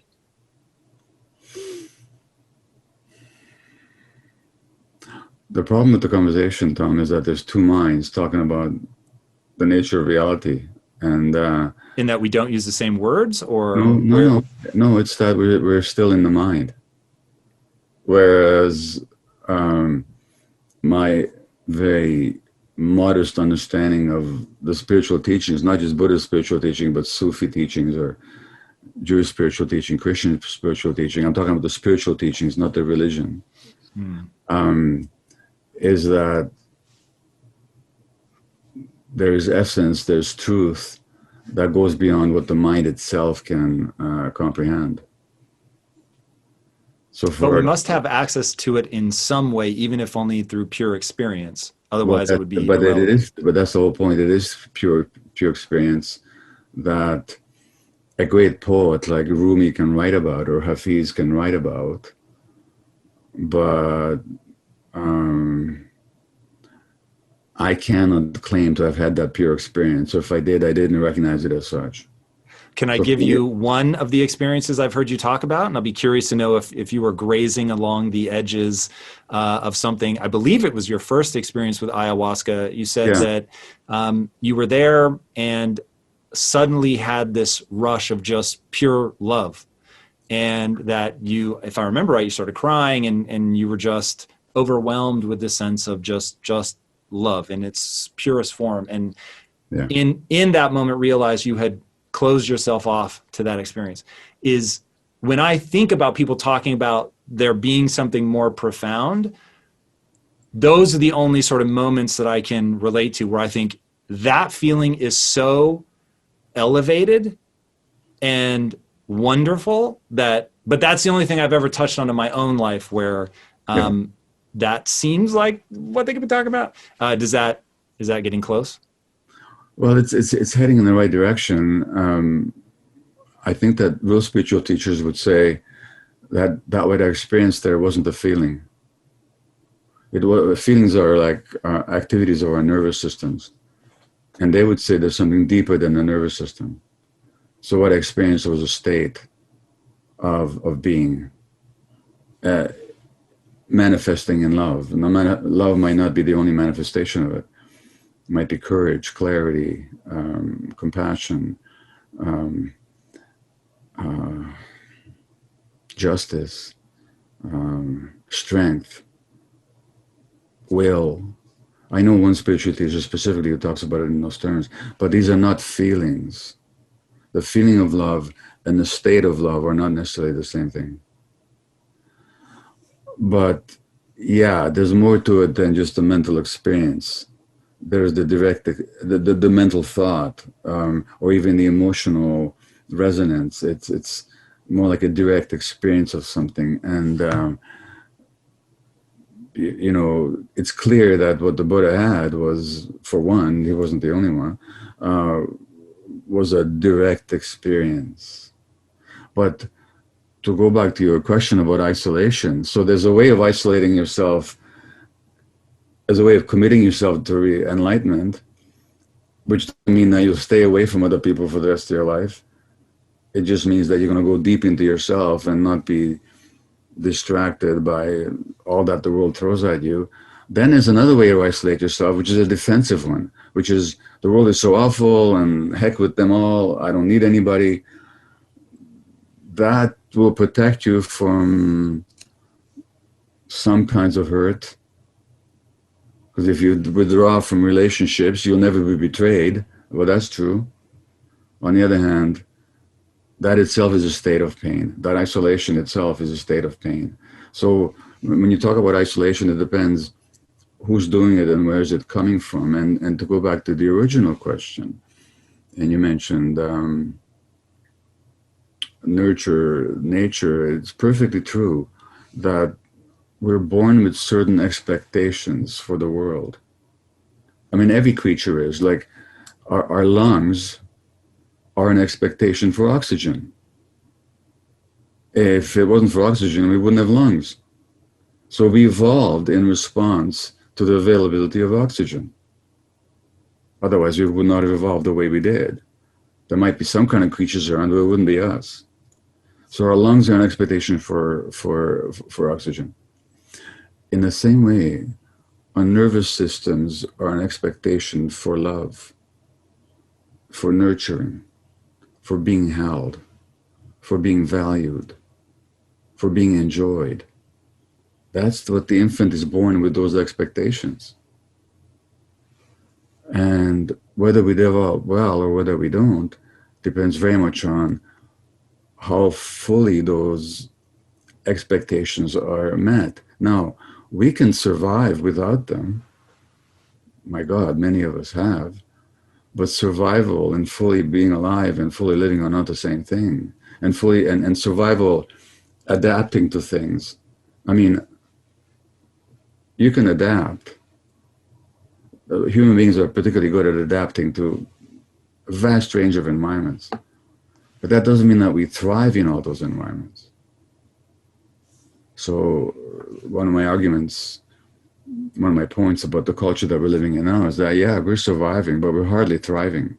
And we're not thriving precisely because our expectations, I'm talking about our built-in natural expectations. I'm not talking about artificial expectations, like expect to be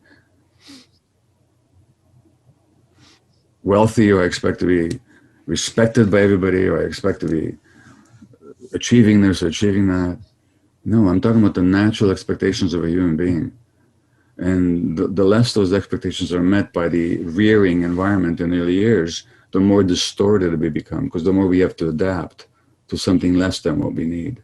And in my view, as I'm sure you're well aware, much of disease, physical, mental, afflictions, addictions, and so on, they all arise out of the ways we had to adapt to unnatural circumstances, where our natural built-in expectations were thwarted. Gabor, that's a really useful way to look at things. I like that a lot. So I use different words to kind of describe something maybe similar, if not identical, which I call the physics of being human. So there are just some things. We have needs, we have compulsions. We, for instance, there is going to be a voice in your head talking to you. I've never met anybody that doesn't have a negative voice in their head talking to them. And we're an active species, right? But we're an active species that also tries to conserve calories. So you get this weird sort of conflict. And that insight that you just gave, I find really powerful when I think about early development. So this notion that our brain comes with, I like to think of it in a biological way, though I'm sure what I'm about to describe will be inaccurate, but that there are essentially neurons in the brain that are looking for that love, the validation, being enjoyed. There was something about the way you said that really hit me. And that our brain is going to, it comes like lungs expecting the air. It comes expecting that love, that validation, that enjoyment, and getting all of that reflected back. And you talk a lot about a child being narcissistic. And so that's part of the physics of being human. It just is. Everyone is. And not in a negative way, just it's all about me. That's where their brain is at in their development.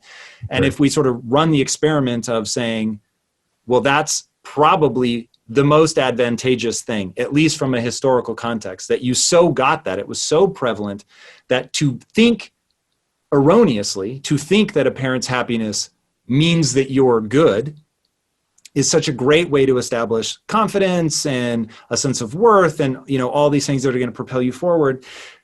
Gabor, you're really making me put things together that I've never been able to draw the lines between. That is amazing. I bet you say that to all the guys. I say it to all the good ones. How about that?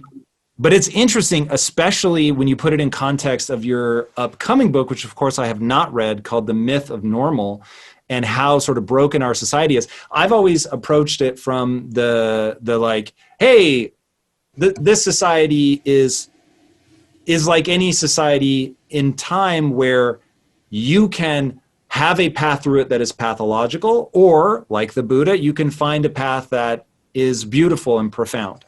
Mm-hmm. And you take, I think, a more aggressive approach of saying, no, there's something uniquely disruptive about the era that we're living through, and sort of just walking through what you were saying about the brain has expectations of love the way that lungs have expectations of air, and there's something about the way that we have structured society that is breaking that. And in breaking that, we're dysregulating the immune system and a whole host of other things. That is really interesting. Walk me through then some of the specifics that you've covered in Shattered and in some of your articles and talks.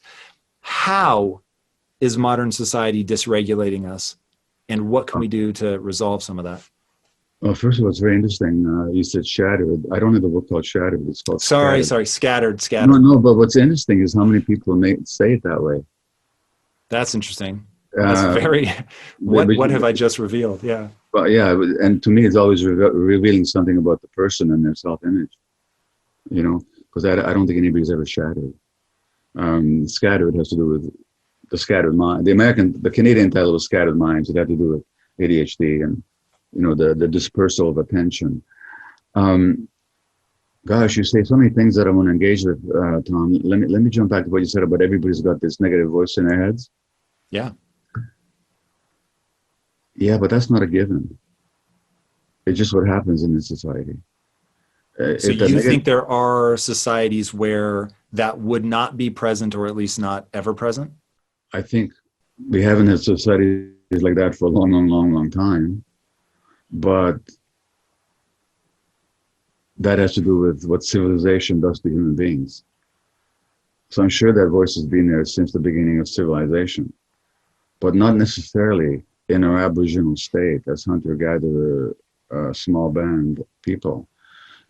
Now, we might have a conscience that keeps us in line, but that's not the same as a voice that keeps telling you how bad you are, how worthless you are. I think that's particularly that itself is a product of life experience.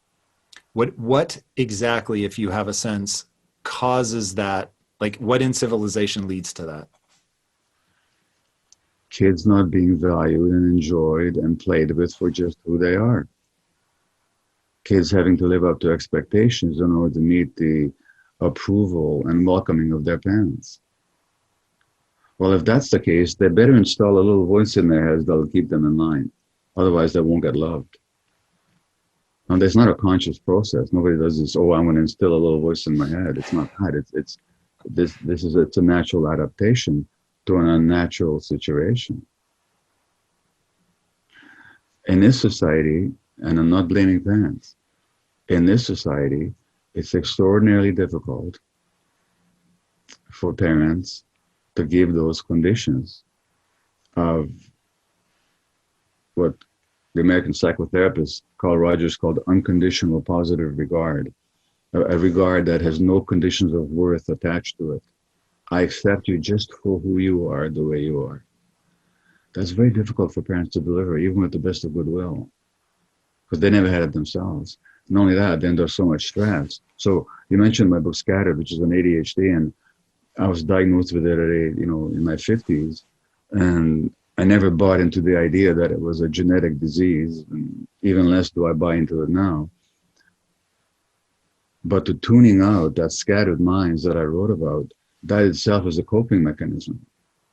So when an infant is under stress, because the parents are stressed, as I was as a Jewish infant under the Nazis, there's a lot of stress, as you can imagine, for a whole year of my first year of life, and more than that.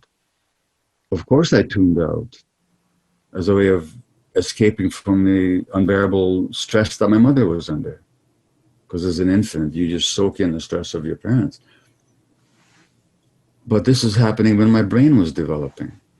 So that gets programmed into my brain as an adaptation. Now, you don't need World War and you don't need genocide to make an infant stressed. You just need parents who are under economic stress, who got relationship issues, who got unresolved childhood trauma, who are isolated themselves, who are struggling in their lives, who have depression or anxiety in their lives. And infants, young children, pick up on that. They make it about themselves. It's too much for them. Some of them will tune out to deal with it. The tuning out becomes programmed into their brain, because that's when the brain develops under the impact of the environment. And then 5 years later, or 10 years later, or in my case, 55 years later, they're diagnosed with this so-called inherited disease, which it wasn't. It was an adaptation. And it began as an adaptation. It becomes a source of a disorder. But that's my whole point, that these early adaptations have their function, but then they're only meant to be temporary. But since they become wired in, they create problems later on. And that, I think, is a source of much of illness in our society. Let me ask, what would be a worse or what would be a better scenario, depending on how you want to answer it? Would you rather somebody be loved, validated, enjoyed, held, touched up until the age of 3, but then after that they're put into foster care with all of the woes of foster care?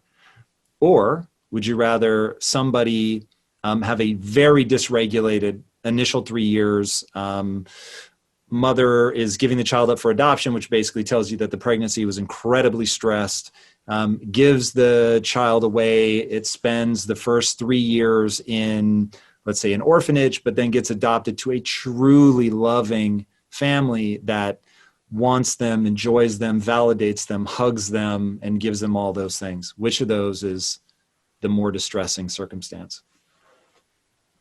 Well, I mean,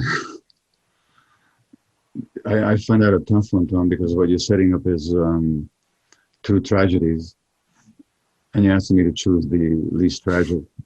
And I don't know that I know how to do that. I do know, I think my bias would be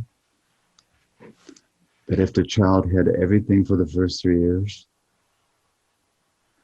they'll probably have some inner resilience to handle what happens later, although it would still be a terrible scenario that you outlined. That total dysregulation in the first 3 years, I think, would be very hard to overcome. Not impossible.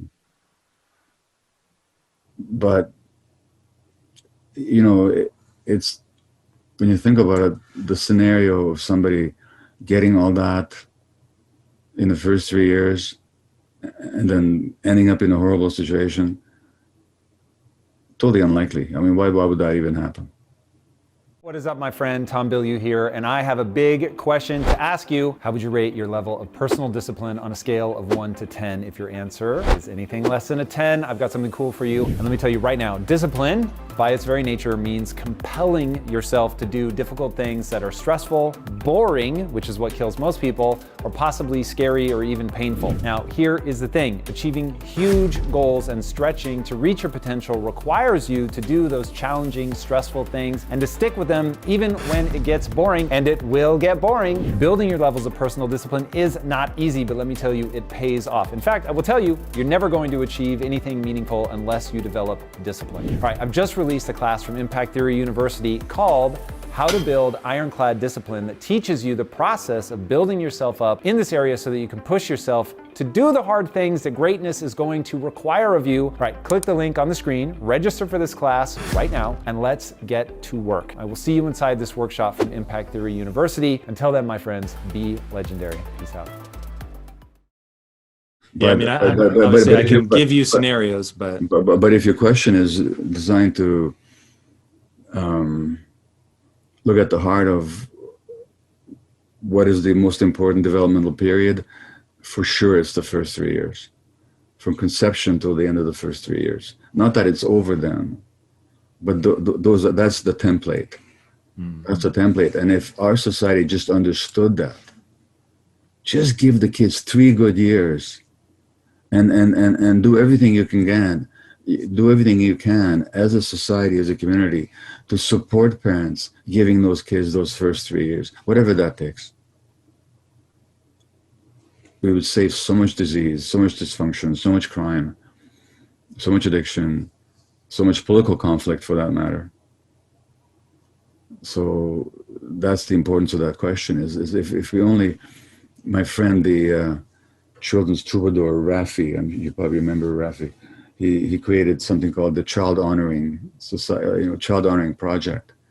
And he just says, well, if this society honored children, what would it look like? Well, guess what? We'd pay attention to the environment. We would make sure that parents have the right support, that children are treated well, that parents who need the help get it so that they don't traumatize their children. So that schools, instead of focused on turning out gears and machines in the form of human beings, focused on promoting healthy self-image and healthy self-development and healthy brain development. What if that was the focus of the schools? It wouldn't be more expensive than what we're doing now. It would be less expensive. So, yeah, those first 3 years are crucial. There's a guy named Jeffrey Canada who introduced me to a concept that I found both intriguing and terrifying, which goes along. It was why I was asking that question. And he was looking at kids that grow up in the inner cities and why they end up doing poorly the rest of their lives, and kids that grow up in middle income families and why they end up doing better. And he said that he believed it could be boiled down to the number of words a child hears by the age of 3 and the ratio of positive to negative. And I thought, oh my God, is it really that simple? And he was basically saying that it comes down to the language centers of the brain developing. And if in that period where those parts of the brain are actually being constructed, if you know that the construction is going to be based on the environment and you give it a paltry environment where there's very little language to interact with, then you get an underdeveloped language center of the brain, which ends up holding them back later, where communication becomes extraordinarily important in today's environment. Yes. And I just thought, one, that's thrilling news, because anybody that encounters that information when they're pregnant or about to become pregnant can do something with it, and it will have lifelong positive impact. But it's terrifying to think that you catch a kid at age 6 and it's like, you can do the work, and for sure, like you were saying, you can always, like, there can be improvement, and I would never want people to hear that and just give up. But whoa, the road becomes a lot harder to hoe. Well, I have to say, I don't agree with you. What was the man's name? Jeffrey Canada. Okay, well, good name. I don't agree with... I mean, it's not that I disagree with what he's saying, but I think there's a deeper layer there. Give it to me. Because what develops first, see, the language is the left side of the brain, okay? And what actually develops first, if you look at it, is the right side of the brain, which holds the unconscious. And it's that right-sided unconscious template that's more important than, there's lots of people there with beautiful language development, articulate, they're called professors and academics, who are emotionally infants. And sometimes the language centers in the left side of the brain can become a refuge from the lack of emotional grounding on the right side of the brain. So no, what actually matters is how those infants are held, how they're sung to, how they're played with. There's a great neuroscientist, unfortunately died untimely a couple of years ago. Jaak Panksepp, his name was, and he distinguished a number of brain systems that we share with other animals. They include seeking, so the exploration of the environment. They include lust, obviously, which is sexuality, necessarily. Rage, which is healthy anger to protect your boundaries. Caring, so that we care for infants and others. These are brain systems. And what he calls grief and panic, which is what happens when we lose our attachment relationships, so that there should be grief, there should be panic, those are healthy, when our attachment relationships are threatened. And there was also play. And all animals play. And infants start playing peekaboo at 2 months, long before they have language. And play is much more important for the development of the brain than language is, according to a whole lot of developmentalists. And do you have a sense of why? So, because it sets the your sense of yourself in the world. And so it's not that what this man Canada says about language isn't important. It's just that first there has to be this right brain, emotionally grounded template for all that. And even later on, it's not the language skills we have to help people develop. Not that we don't, we do, but we have to work on their sense of themselves and essentially rewire the right-sided unconscious brain. So in LA, there's a very famous psychologist called Alan Shore, who's now working on what he calls right-sided psychotherapy or right brain psychotherapy with adults who've got all kinds of language skills, but who don't have properly developed unconscious because of what happened to them early on in life. Let me quickly read you a list. There's a wonderful psychologist at Notre Dame called Darcia Narvaez, who, by the way, you might want to talk to sometime. And she studied hunter-gatherer societies, which is how we evolved. That was our revolutionary niche. And for millions of years, and for hundreds of thousands of years, and even for until 15,000 years ago, everybody lived in those societies. So that's where we evolved. And he says, what do these people provide to their infants? And she lists them. Soothing perinatal experience, prompt responsiveness to the needs of the infant. None of this business about letting kids cry it out. Those kids are picked up as soon as they whimper. In fact, they're never even put down. Extensive touch and constant physical presence, including touch with movement. So the parents are always walking around holding the kids, the papoose on the back of the parent. Frequent infant-initiated breastfeeding for up to 2 to 5 years. Whoa! With the average weaning age at age 4. Now here in North America, we're lucky if women are able to breastfeed their kids for 2 months. And about 25% of American women have to go back to work after 2 weeks. But that's an insult to the infant. I'm not blaming the women. It's the economy, it's the society. A community of multiple warm, responsive adult caregivers. So the whole tribe is there to hold you and to enjoy you. Creative free play in nature with multi-age playmates. Now, how many kids in our society get anything close to any of that? Then we wonder, why do kids have so many mental health issues and behavior problems and so on? And then we focus on the behavior problems and we try and correct the behaviors instead of looking at, well, what is this child manifesting through that behavior? You know? So I think we need to look a lot more at not the cognitive developmental stuff, but at the emotional developmental side of things. So that granted, what your friend says about language is very important. That not being granted, we're barking up the wrong tree. Explain to people, when you say the myth of normal, what do you mean? And then after that, we'll get into what a toxic culture is. I mean, two things. We have this idea that what is normal is also healthy and natural. And I'm saying that in this culture, the norm is neither healthy nor is it natural. In fact, the norm, I think, is making us sick. Number one. Number two, we talk about illnesses and of body and mind as abnormalities. I'm saying that illness in this society, given the conditions, is a normal response to an abnormal circumstance. So that's what I mean by the myth of normal.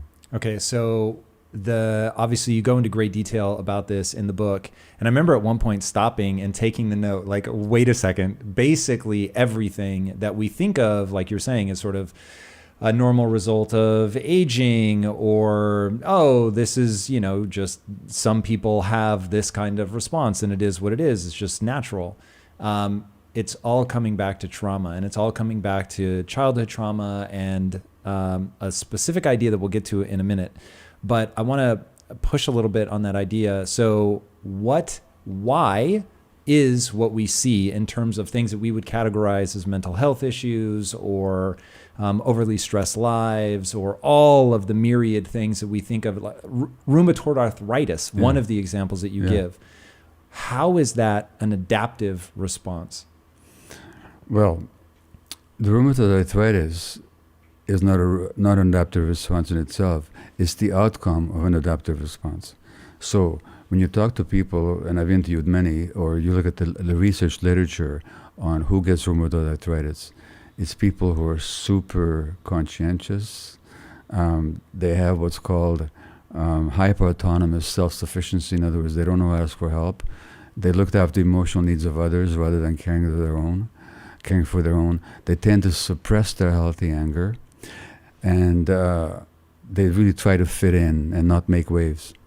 And these people, that's an adaptation. This is how they adapted to their childhood. They grew up in families where they were not accepted, seen for they were. They might have been traumatized. The adaptation was to make themselves, to suppress their authentic emotions and to try and fit in with other people's expectations and to meet other people's needs. That's the adaptation. But that adaptation puts tremendous stress on the person, and that stress causes the illness. So what I'm saying is that the illness is the outcome of an adaptation. Okay, so let's talk about that adaptation. So I think a lot about the human mind as having directives. There are things that we have been hardwired to do over millions of years of evolution through even, sort of the non-human part of our evolutionary tree up through where we are now.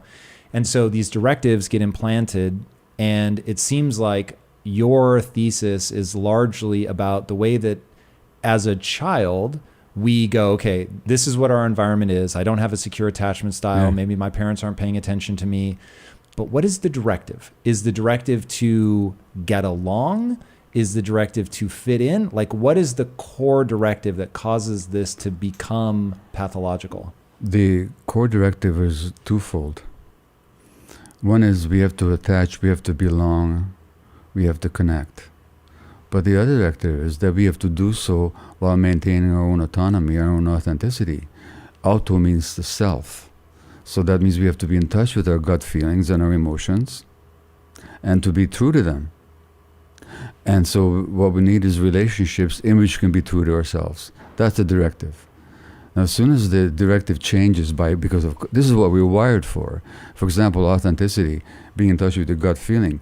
Out there in the wild, as a hunter-gatherer, how long do you survive if you're not in touch with your gut feelings? So that's an essential thing.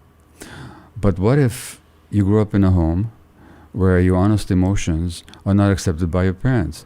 Let's say your parents have read Jordan Peterson's book, 12 Rules for Life, where he actually says that an angry child should be made to sit by themselves till they come back to normal. Or that parents should be able to hit their kids in order to get them to comply.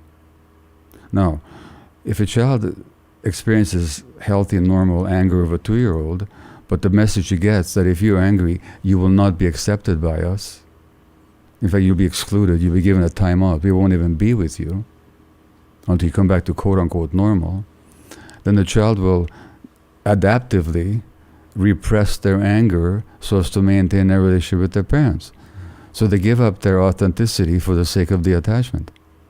That giving up of the attachment suppresses not just the emotions, but because the emotions are physiologically connected to the immune system. In fact, they're part and parcel of the same apparatus. When you suppress your emotions, you're suppressing your immune system as well. And now you're asking, why are we seeing a rise of autoimmune disease in this society? Which we are. And as globalization spreads, we're seeing more autoimmune disease around the world. Is because people are more and more having to suppress themselves to fit in with the false expectations of a society. So that's the link.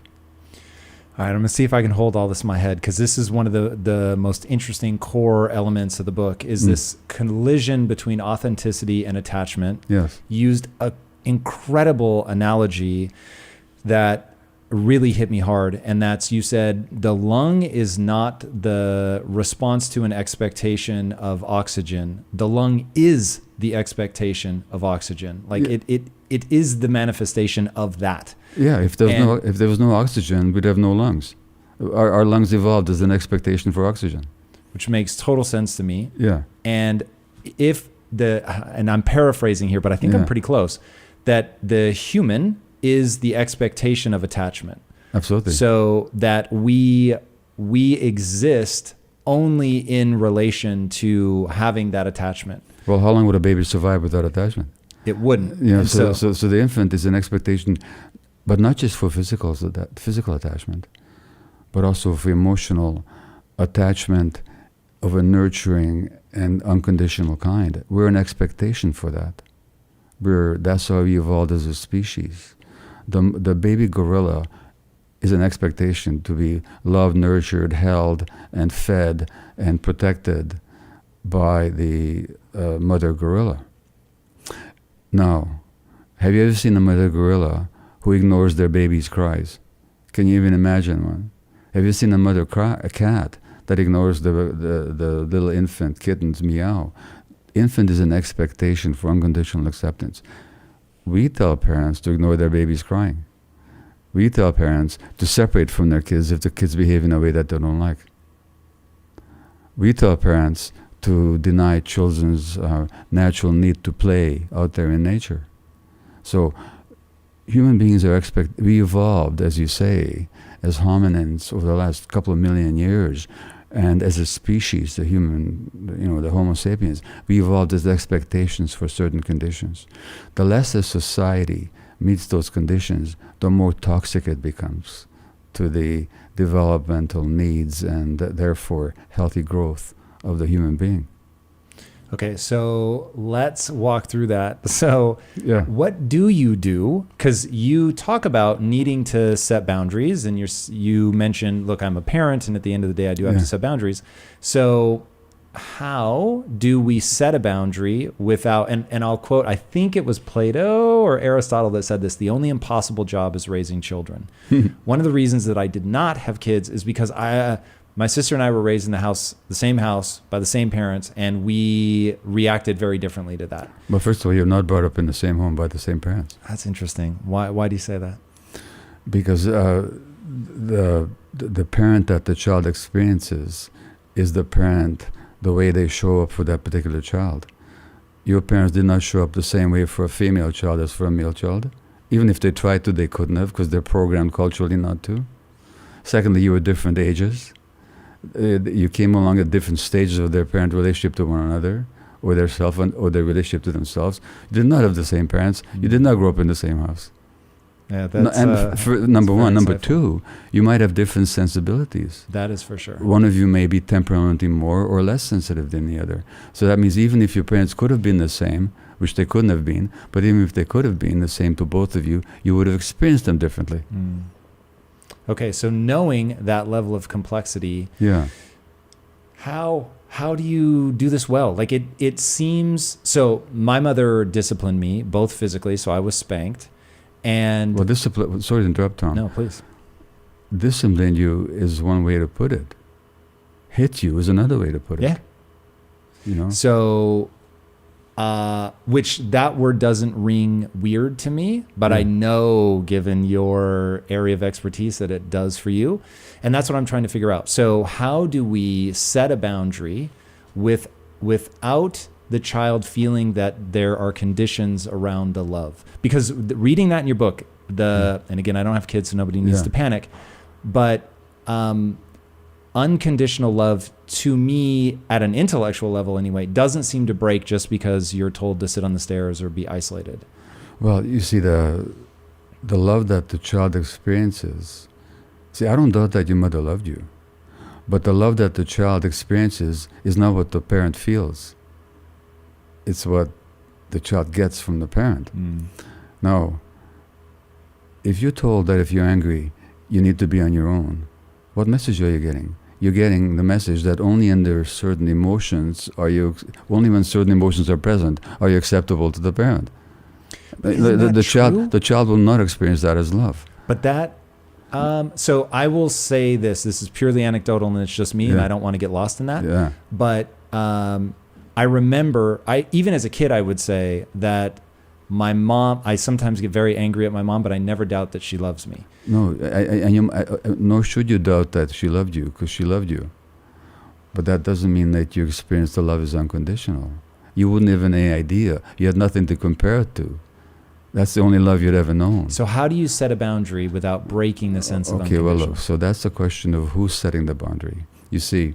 Let's say a parent with... No, but here's what I mean. With children who are naturally, lovingly connected to their parents, how you set a boundary is you say, don't do that. With a parent that the child is not totally unconditionally connected to, you have to use more and more force. So when you talk about setting boundaries, yes, you can't let a kid... I live in Vancouver, British Columbia. It's not Alaska, but we get pretty cold there. We get pretty cold there in the wintertime. A 1-year-old doesn't get a choice about, do I get to go outside naked into the winter in Vancouver? No choice. It's not a democracy. No, you don't go outside naked. But how I do that? A child who's wanting to attach to the parent warmly will naturally follow the parent's advice. You see, your mother hit you. Aboriginal people, hunter-gatherer people don't hit their kids. When the Caucasians or the Europeans, the Christians, arrived in North America, they were appalled at the parenting practices of the natives because they didn't hit their kids. And yet those kids were far more confident and capable than the Caucasian kids. So that you can set boundaries through just love, through relationship, through example. It doesn't have to involve force, and certainly does not have to include physical force. So that is one of the things that doesn't ring true to me. Now, I haven't studied it, so who knows? So maybe this is just because I've grown up in the system where it's sort of broken already from the jump. But is there anywhere where that experiment is being run today where we could see that? Because kids seem impulsive and their brains aren't developed and they just seem like little messes that need things like for instance, a kid that throws a tantrum because you won't let them go outside into the snow. So why can't they throw a tantrum? They're expressing their anger. Let's say. But what were you saying before? Because I want to go back to it. Just before you talked about the tantrum. Oh yeah, kids are impulsive. Here's the thing. Children want to belong to the parent. They want to connect to the parent. There's a natural range of attachment behaviors that the kid will go through under healthy circumstances. One of them, first of all, is they want to be physically near you. They want to be held by you. In fact, Aboriginal people carry their kids everywhere they go. That's what they do. Gorillas carry their kids everywhere they go, spontaneously. Number one. Number two, the child wants to emulate you. They want to be like you. That's a natural attachment drive. So if you show up as a loving, nurturing parental figure, the kid will naturally want to emulate you and copy you. Number three, the child will want to be good for you without any coercion whatsoever. And again, I'm telling you, hunter-gatherer groups have been studied extensively for how they parent. And now even books are being written now about trying to learn the lessons that they teach about how to parent. Why? Because we've lost our parenting instincts. You're talking like an adult without parenting instincts. And that's not a criticism. I'm just saying that when you're treated like the way you're treated, some ways I was treated, I talk in the book about it. Look, let me just jump back a little bit. This is in the book. I'm 2 weeks old. I'm still in the hospital with my mother. And she writes her diary. My poor little son, my heart breaks for you because you've been crying for the last hour and a half to be fed. But I don't feed you because I promised the doctor that I will only feed you on schedule. Now what's happening to me? This woman loves me.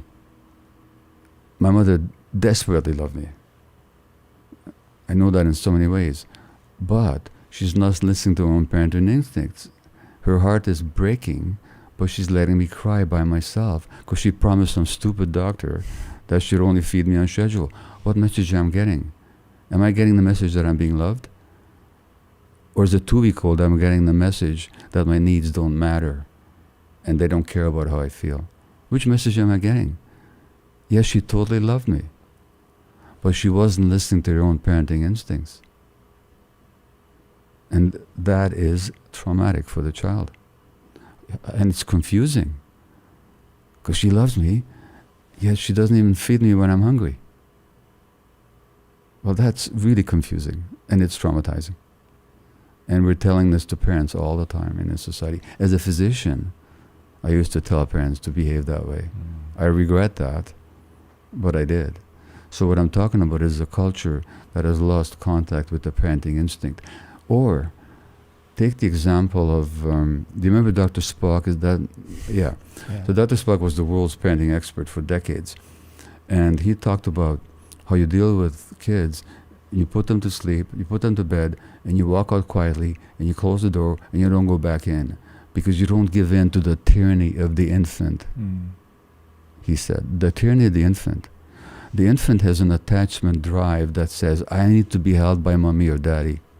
The child is crying to express that attachment need, because physically, that's how they can attach. They can't emotionally connect as a 1-month-old. They can connect if you hold them, if they see you, if they hear you. What message are you giving to the kid when you don't pick them up when they're crying? That their feelings don't matter, that they don't matter. That's the message you're giving.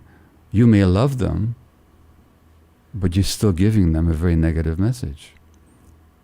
And so that you may know on some level that your parent loves you because they feed you, they hug you, they whatever. But at the same time, these people that love you are deeply hurting you. That's traumatic. Aboriginal peoples don't do that kind of stuff under normal circumstances. They just don't do it. Do they have a rite of passage moment where, so let me do it again, sorry. Please. The spanking business? Yep. There's been studies recently published in the American Journal, the Journal of the American Medical Association's Pediatrics publication, that kids who are spanked experience as much trauma as kids who are more severely abused. That's what the findings are in the long term. Sorry to interrupt, but not at all. Yeah. This topic is incredibly meaningful for anybody considering having kids, raising kids. Yeah. And certainly even for me, somebody that doesn't have kids nor plan to have kids, it is the thesis of your book is so big and so powerful that what it does though is okay, so I've grown up in a culture, your hypothesis, I've grown up in a culture that is fundamentally sick, is stopping many, many things. The book is way bigger than just parenting. We just happen to be on that right now. But so it's created sort of parents that are detached from their parental instincts. That's right. And so they're constantly making these mistakes, but it feels normal, right? So I grew up in it too. The fish is the last one to recognize what water is. Yeah. And so I can't even see that there could be another way of doing this. Right. But because of that, when I look at this, I think, once you're in the cycle, how do you break out of it? Because you can't be an infant forever. Even, gorillas, at some point, like the child is distanced from the parents, needs to be. Either they break away themselves or they get pushed away. Or the parents may die.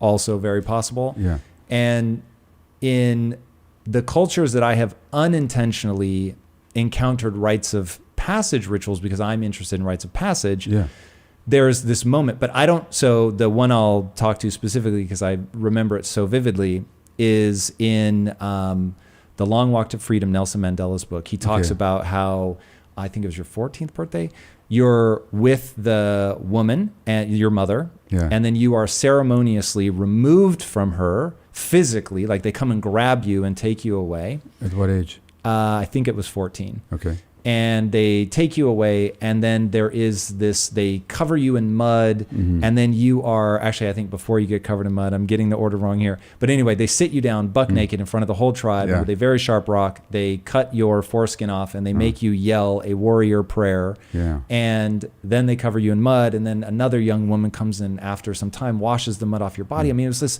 whole thing. And before reading your work, I was like, that's so rad, like this rite of passage, that's dope. You're taking the child away from the mother. Is that a necessary moment? Or is that all part of this, like, just sort of crazy detachment from what we should be doing? So I think it's a mix of both. Let's just step back a little bit. Nature has a natural agenda for every human being. Like, when you plant an acorn, what's nature's agenda for that acorn? Grow into a tree. Grow up to be an oak tree. So nature has the same agenda for human beings, to grow up to be independent, self-mastered, collective, connected beings. That's nature's agenda. That's how we evolved. But that means if you meet the right developmental conditions, that kid will grow up to be an independent person. Not because you pushed them away, but because that's nature's agenda. Because the parents are going to die at some point or another. So at some point or another, that infant has to be an independent adult. That's nature's agenda. We don't have to make that happen. That happens spontaneously so long as the conditions are right. Now, if you plant that acorn into dry ground with no irrigation and no sunlight, ain't going to be any oak tree. Not because the acorn doesn't have that capacity, but because the conditions weren't right. Same with human beings. So I'm saying, if the conditions are right, that independence will happen anyway. Now, it's true. Societies have developed rituals of passage. So there's a Jewish bar mitzvah ceremony, which happens at age 13. There's a vision quest that indigenous people will lead. But those ritual rites of passages, or those rites of passage rituals, are conducted by adults to welcome the child into the adult community. In our original environments, which is small band hunter groups, there wasn't circumcision. In fact, I quote an expert on Aboriginal, indigenous, or hunter-gatherer groups, Dr. Darnassia Narvez of Notre Dame University, who says that circumcision wasn't a part of that kind of practice. So that circumcision came along later with more settled tribes and agriculture and so on. So once you get away from the hunter-gatherer milieu, we're getting more and more, or less and less natural. So what Mandela is describing then is a combination of a healthy rite of passage, of we're recognizing your adulthood now, we're honoring you, welcoming you to the community of adults. But there was also an element of barbarism in it, where you're deliberately hurting a child, for which there's no reason whatsoever, whether it's a male child or it's a female child. And we know to what degree female children in some areas of the world are hurt by the rituals of circumcision. The male children are hurt as well, not to the same degree as the females. But those are already post hunter-gatherer additions. So yes, rite of passage, beautiful. Why is it necessary to hurt somebody? It's not. Hiding in there, and I'm so curious, I'm so glad that I get to ask you directly. Hiding in there sounds like to me a vision of humanity that is just loving and wonderful, and that our natural state is we would grow into the oak tree. That isn't my same base assumption, but you very much have an expertise that I lack. So does your worldview require that belief about humans to be not purely good, but certainly default good? No, nobody's default good. We've always had problems as human beings because we're flawed beings, you know. But it's a question again of what develops under what conditions, you know. And the more our needs are met, the more, like for example, in this society, the belief very much is that we're competitive, aggressive, even hostile, selfish creatures. That's not how humanity developed. We could never have developed if that's the way we were. We could only have developed if they were nurturing and communal support and connection. And so if you look at all kinds of cultures that are so-called primitive, giving and receiving and connection are values. And people gain wealth by giving, not by gathering and taking from others. So wealth is defined as a set of social connections rather than a set of physical possessions. In Canada, in the Northwest, Pacific Northwest, they used to have the potlatch. And the potlatch do you know what a potlatch is? Yeah. Yeah, so it's an event where people gather and they give gifts, which is how they gather wealth of connections. That's a very different sense of wealth than gathering everything onto myself by taking it away from everybody else. One of the first things that the colonialists did is they forbade the rituals and the spiritual ways of the indigenous people, including the potlatch, because it threatened the colonialist acquisitive ethic. So we went against thousands of years of tradition in order to force people into a cultural mindset that suited the purpose of colonialism. And that's what happened. Right now, at the age that I'm at, it's more useful, it's more motivating to realize that I'm going to die. When I was saying I'm not rushing towards that, if I actually thought it would work, I would cryogenically freeze myself. Like, I would much prefer to live forever. Would you?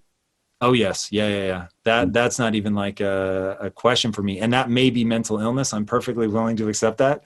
But in terms of what is motivating to me, that for sure. Like, one of my great pains, and this is one, it actually bothers me so much I can't allow myself to think about it, that I can't pursue all the things that I'm passionate about because there just isn't enough time.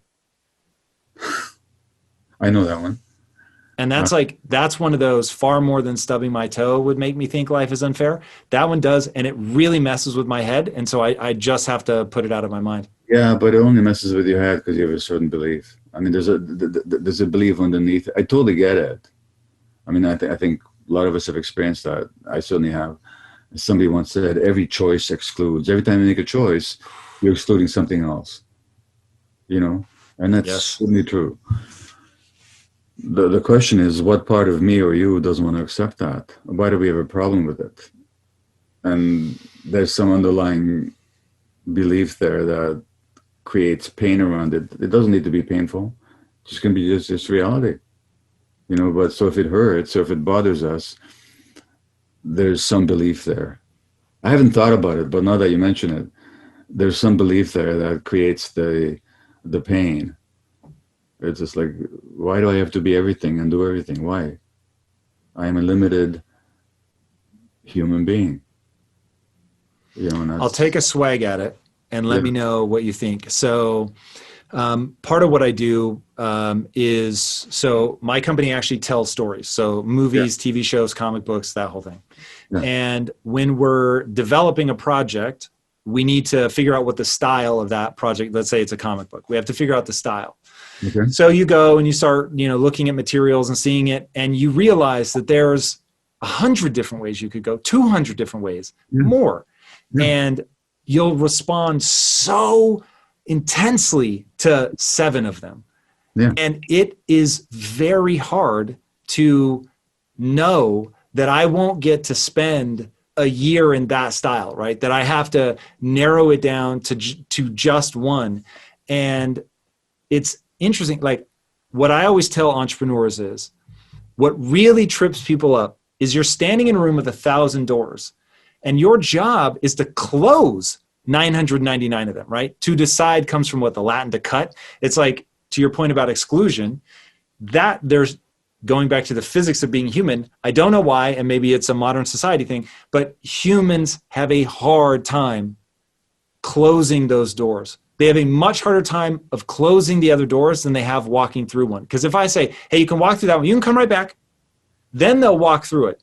But if I say, you have to pick one that you were going to walk through forever, that they would just stand there paralyzed. But don't we have the same dilemma when it comes to relationships as well? It's interesting. When I was saying that, my wife popped into my mind, and I don't. With relationships, I have not struggled with that. It was a part of the calculus of whether or not to marry my wife, that I'll never sleep with another woman again. But it wasn't a hard part of the calculus. So I don't know if that's just Okay. my Okay, that's temperament or what. fair enough, and that's great. And what about before you met your wife? Gabor, this is interesting. And any insight you have here will be greatly welcomed. I understood very early on the utility of commitment. So I was very bad with women when I was young, extraordinarily bad. And my mom, though, gave me a piece of advice which was mind-blowing to me. And she said, for a woman, trust is required for an orgasm. And I thought, what? Like, that seems so strange to me as a guy. I was like, let me tell you that trust does not enter into my mind when it comes to whether or not I can have an orgasm. Yeah. But I thought, ooh, that's really interesting. And so then sort of looking at women, how they're prized for their beauty, and committing to somebody, which always struck me as a good idea, that the value in a shared life, like, if you ever watch this interview over again, look at my face when you say you've been married for 51 years. I was smiling ear to ear, because that's something that really matters to me, is sharing a life with my wife for as long as humanly possible. And all the things that I have to give up pale in comparison to what it means to share a life with somebody like that. So putting women need trust. That's interesting. They're prized for their beauty, which means that it's going to go away over time, as their partner wanting to give them that love and security and to be seen and desired, which I think is something that people long for in a romantic relationship. I need my wife to know that I will always find other women attractive because it's just hardwired in me. But I so covet commitment and being in a bonded relationship with you that I want you to know, no matter what, you're going to turn into a bag of wrinkles. God willing, we get to that stage. You're old, I'm old. We're not physically attractive in the typical, cues of beauty and fertility. But I'm still going to be into you because we've shared a life. So anyway, that notion hit me very early. And so I haven't struggled with commitment. I guess that was a lot of words around that. And I have been a commitment phobe, Really? which has What was the push? Well, which has to do with my own childhood history, is that to commit something is to invite pain and rejection, which goes back to being 1 year old and being given to a stranger by my mother to save my life. And I didn't see her for 6 weeks, 5 or 6 weeks. So to open your heart and to be committed means to be hurt. I'm not making excuses. I'm saying that's how it worked for me. I've learned commitment. So your mother gave you beautiful advice, but I've had to learn that over time. The good news I can tell you Tom, is the beauty does not go away. That should your marriage come to 51 years, as mine has, you'll be looking into your wife's eyes and you'll be seeing the same beauty that you saw the first day you met her. It's going to be amazing. So it's not like that. It's not like all those wrinkles and stuff. They don't take away the beauty. That's not where the beauty comes from. So that again is our society's travesty when it comes to defining beauty. So I'm telling you, I got good news for you. No, I love that. I know you're very clear about the things you consider yourself an expert in and what you don't, and I'm more than happy to hear just your thoughts out loud. But I'm curious, in 51 years of marriage, other than that beauty remains, what are things that you've learned? It seems like your marriage is better now than it was before, based on things I've heard you say before. What advice do you have for people that are, much earlier in a relationship than you?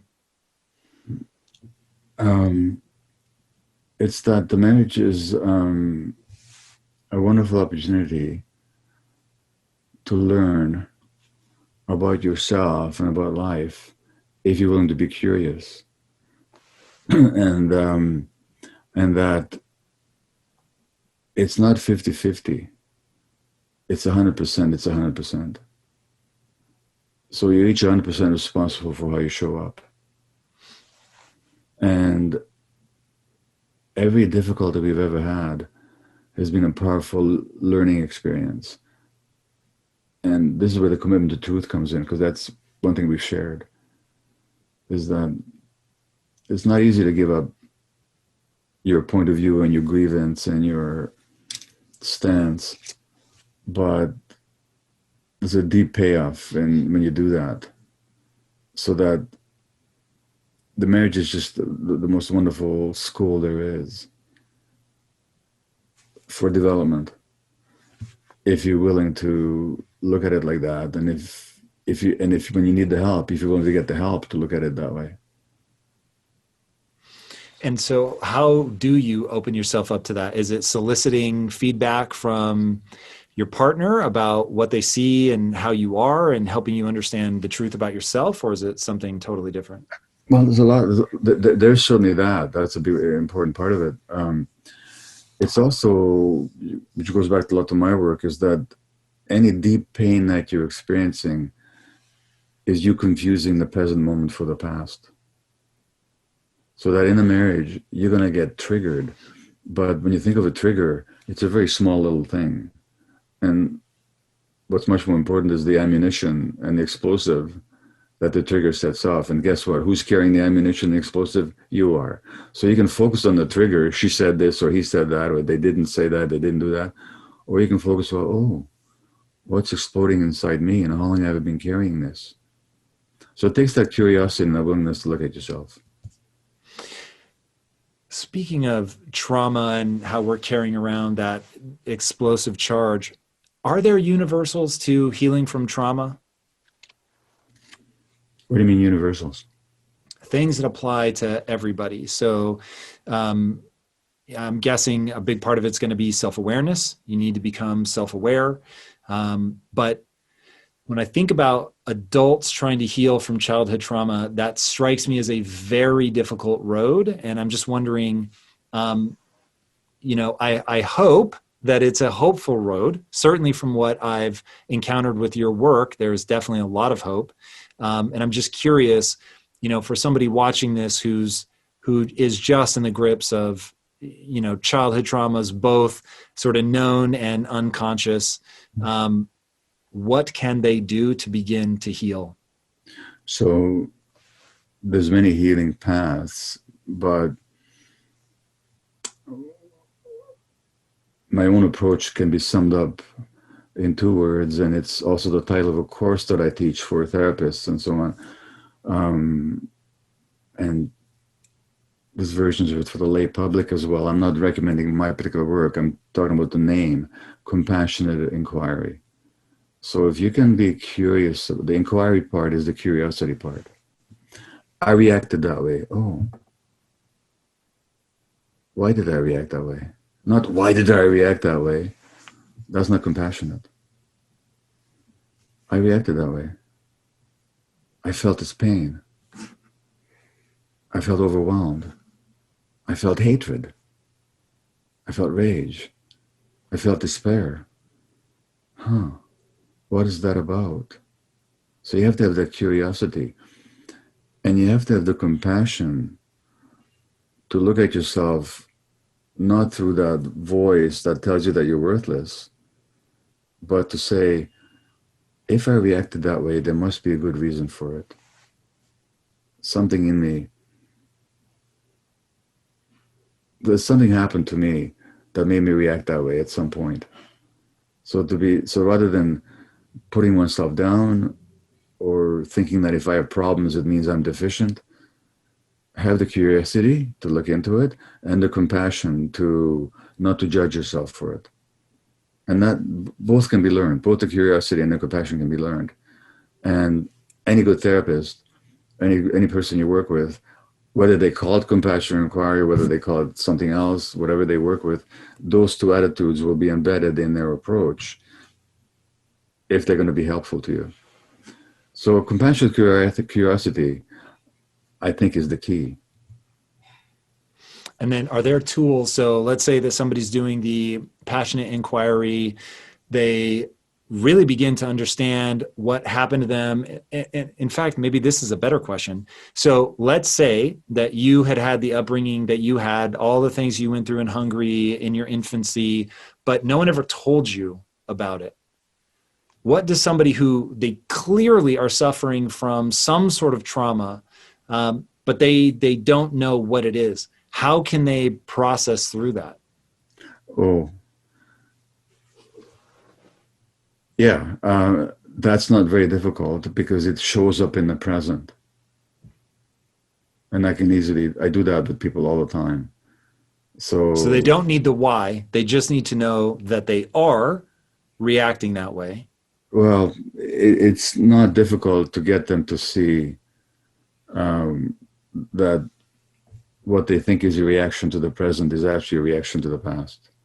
This is without any recall, because there's all kinds of memory, and the body carries memory even if it doesn't carry recall. And a lot of things that have happened to people happened before they had conscious recall.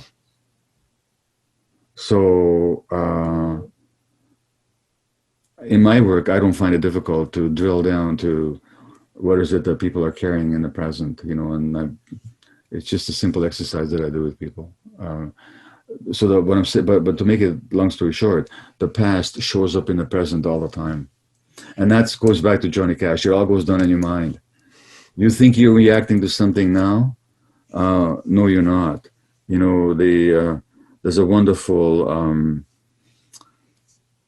Italian writer who survived the Holocaust called Primo Levi, who's just the most profound writer on the Holocaust of them all. And he went through Auschwitz, he survived, ended up committing suicide decades later.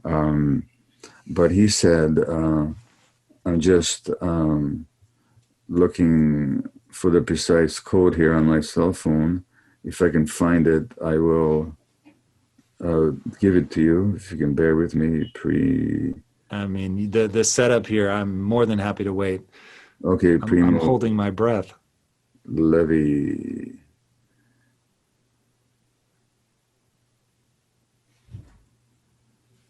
Okay, here it is. So he says, anguish is known to everyone, even children.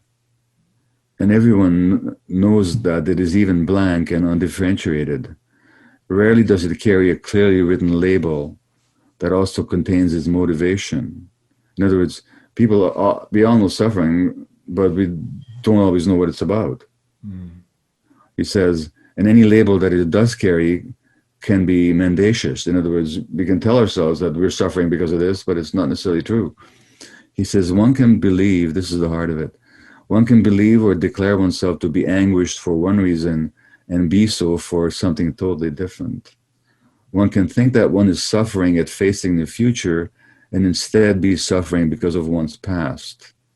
One can think that one is suffering for others out of pity, out of compassion, and instead be suffering for one's own reasons, and so on and so on. And I just don't find it that difficult to speak to somebody and show them that their present suffering is actually a memory of past suffering. So that, so recall is helpful, and there's ways to get at it. Sometimes if it's totally inaccessible, people do hypnosis sometimes, people do EMDR sometimes, people do... What's EMDR? I've heard you mention that before, but I don't know what it is. Eye movement desensitization reprogramming. It's a way of working with conscious and unconscious memories. There's psychedelic work that sometimes I've seen people under the influence of psychedelics recall things that are not available to conscious memory usually, but none of that is crucial. What is crucial is to make the distinction that what I'm experiencing now is a resonance of the past. We want a totally different outcome. So we're not going to be judging just based on your math. We're going to be looking at inquisitiveness. We're going to be looking at how much that you want to learn, but you're dealing with large groups, people in all different kinds of positions. Like, how do we, because the punchline of your book is like, basically, hey, we're going to have to overhaul a lot of this. Yeah. I mean, you go very specifically into the ways in which the culture is toxic. You have to read the book to get into it. But it is, like, in a nutshell, is basically, we're sort of like, this is a ground up restart. Like, there is a fundamental flaw. We've already talked about the sort of basic first building block of how you actually, in fact, we haven't, because in the book you talk about, like, even before you get pregnant, the things that can create trauma in a fetus, and it's carried on. And look, I will tell you, dear audience, that he talks about the science, and there really is, from what I've seen, quite a bit of science that can show, I think it was up to 5 generations, you could see an epigenetic marker of trauma in even the father who's carrying that across the sperm into the fertilized egg. It has an impact on how the DNA is wrapped and expressed. It's insane. And that it goes for 5 generations. That's madness. And you begin to realize how easy it is to perpetuate this sort of wheel of trauma. So knowing that, there's probably 2 things we should talk about, because right now, if mothers are paying attention, they're freaking out about all the mistakes that they made that have now traumatized their children. And so you go into blame in the book. I think that's important to touch on. And then... go into the importance of not blaming. Exactly. So I want you to speak to the role of blame here. And then how do we begin to heal, stroke, build a society that isn't sick? Well, the good news is that I wrote this book with my eldest son. I mean, and believe me, I've had a lot of guilt as a parent. I felt a lot of guilt for the way that I stressed and passed on my own trauma to my children, which I did. Not because I wanted to, I loved them. As I've always said, I would have thrown myself into a fire for them. But there was a problem. They never needed me to throw myself into a fire. They just needed me to be at home, self-regulated, knowing how to take care of myself, and knowing how to attune with their needs. Now that, as a traumatized survivor of the genocide in Europe, and as a workaholic doctor, and as an anxious husband in a conflictual marriage, I wasn't able to do. And that really did hurt my kids. I say that at this point, not with guilt, just to say that's what happened. I know I did my best. That just happened to be my best. But anyway, what I'm saying is that I wrote this book with my son, and even the writing was a process of working out our issues. So the first thing, though, is that these issues can always be worked out, that the patterns can be reversed. We don't have to stay stuck in them. So that's the good news. As far as blame is concerned, as you say, trauma is passed on multi-generationally. You know, the Bible says that the sins of the fathers will be visited onto the 3rd and 4th generations. They're not talking about the sins of the fathers, they're talking about the traumas of the parents will be passed on to the future generations. It's true. But if that's true, If I passed on my trauma to my kids, did I cause my own trauma as a child? Why would anybody be blamed? Who you end up blaming? Adam and Eve? You know, you end up blaming some ape living in a tree who was my ancestor at some point. I mean, blame doesn't make any sense. It's also cruel and totally unhelpful. So there's no blame. In fact, it's not about blaming, it's about understanding. But once we understand, now we can start to do things differently. That's the whole point. It's not about blaming. So we have to break the cycle, self-awareness, get in touch with ourselves. Now let's zoom out a little bit. So we know what to do on an individual basis. We have to stop the repression, let the emotions come up, mature into the adult that has the ability to self-regulate, that could be there for the next generation to raise a child in a healthier way. Exactly. At a societal level, how do we begin to think about this? And what are some highlights of like the things that you're like, yo, this is really broken and causing a lot of problems? Is it the healthcare system? Is it the education system? Like, where do you think sort of the real big ones are? Well, the healthcare system and educational system, in any given society, the dominant institutions will reflect the interests of the dominant groups in any society. So who are the dominant groups in this society? Here's what we know. I know I'm talking to somebody who's made a lot of money, okay? So don't take this personally. but the dominant groups in this society are getting wealthier and wealthier and wealthier, and the rest of society is getting more and more uncertain and insecure. That's an untenable situation. Because when you look at what stresses people are loss of control, uncertainty, conflict, and lack of information, which are precisely the conditions that most people are increasingly living with. There's less security, there's less sense of a positive future, there's more sense of loss of control, there's more sense that I'm a little voice, I don't matter. Even during COVID, when a lot of people lost a lot of money and under terrific economic stress, the top stratum of billionaires gained immensely. Well, that's a stressful situation for a lot of people. That stress translates into physiological illness. That's just how it works. That's the first point. Uncertainty, loss of control, conflict, lack of information. That's a given condition of globalized capitalism. Because you never know when somebody a zillion miles away is going to make a decision that's going to change your life completely, over which you have no control whatsoever. That's a designation, or that's a recipe for stress. Okay, number one. Number two, you look at, well, there's a chapter on sociopathy as strategy. Now, you look at corporations, major corporations, who make decisions to deliberately concoct products that'll get people hooked and addicted. I'm talking about the food companies. This has been documented, that they actually plan scientifically which combination of salt, sugar, and fat are going to get people addicted, which are going to excite the addictive circuits in the brain. No doubt. Thereby killing millions of people. The tobacco companies, do I have to talk about them at all? About what they've done? The companies that have for decades hired phony scientists to deny climate change, thereby creating conditions of ill health, endangering life itself. And these are respectable, well-to-do pillars of society and philanthropists on massive scale.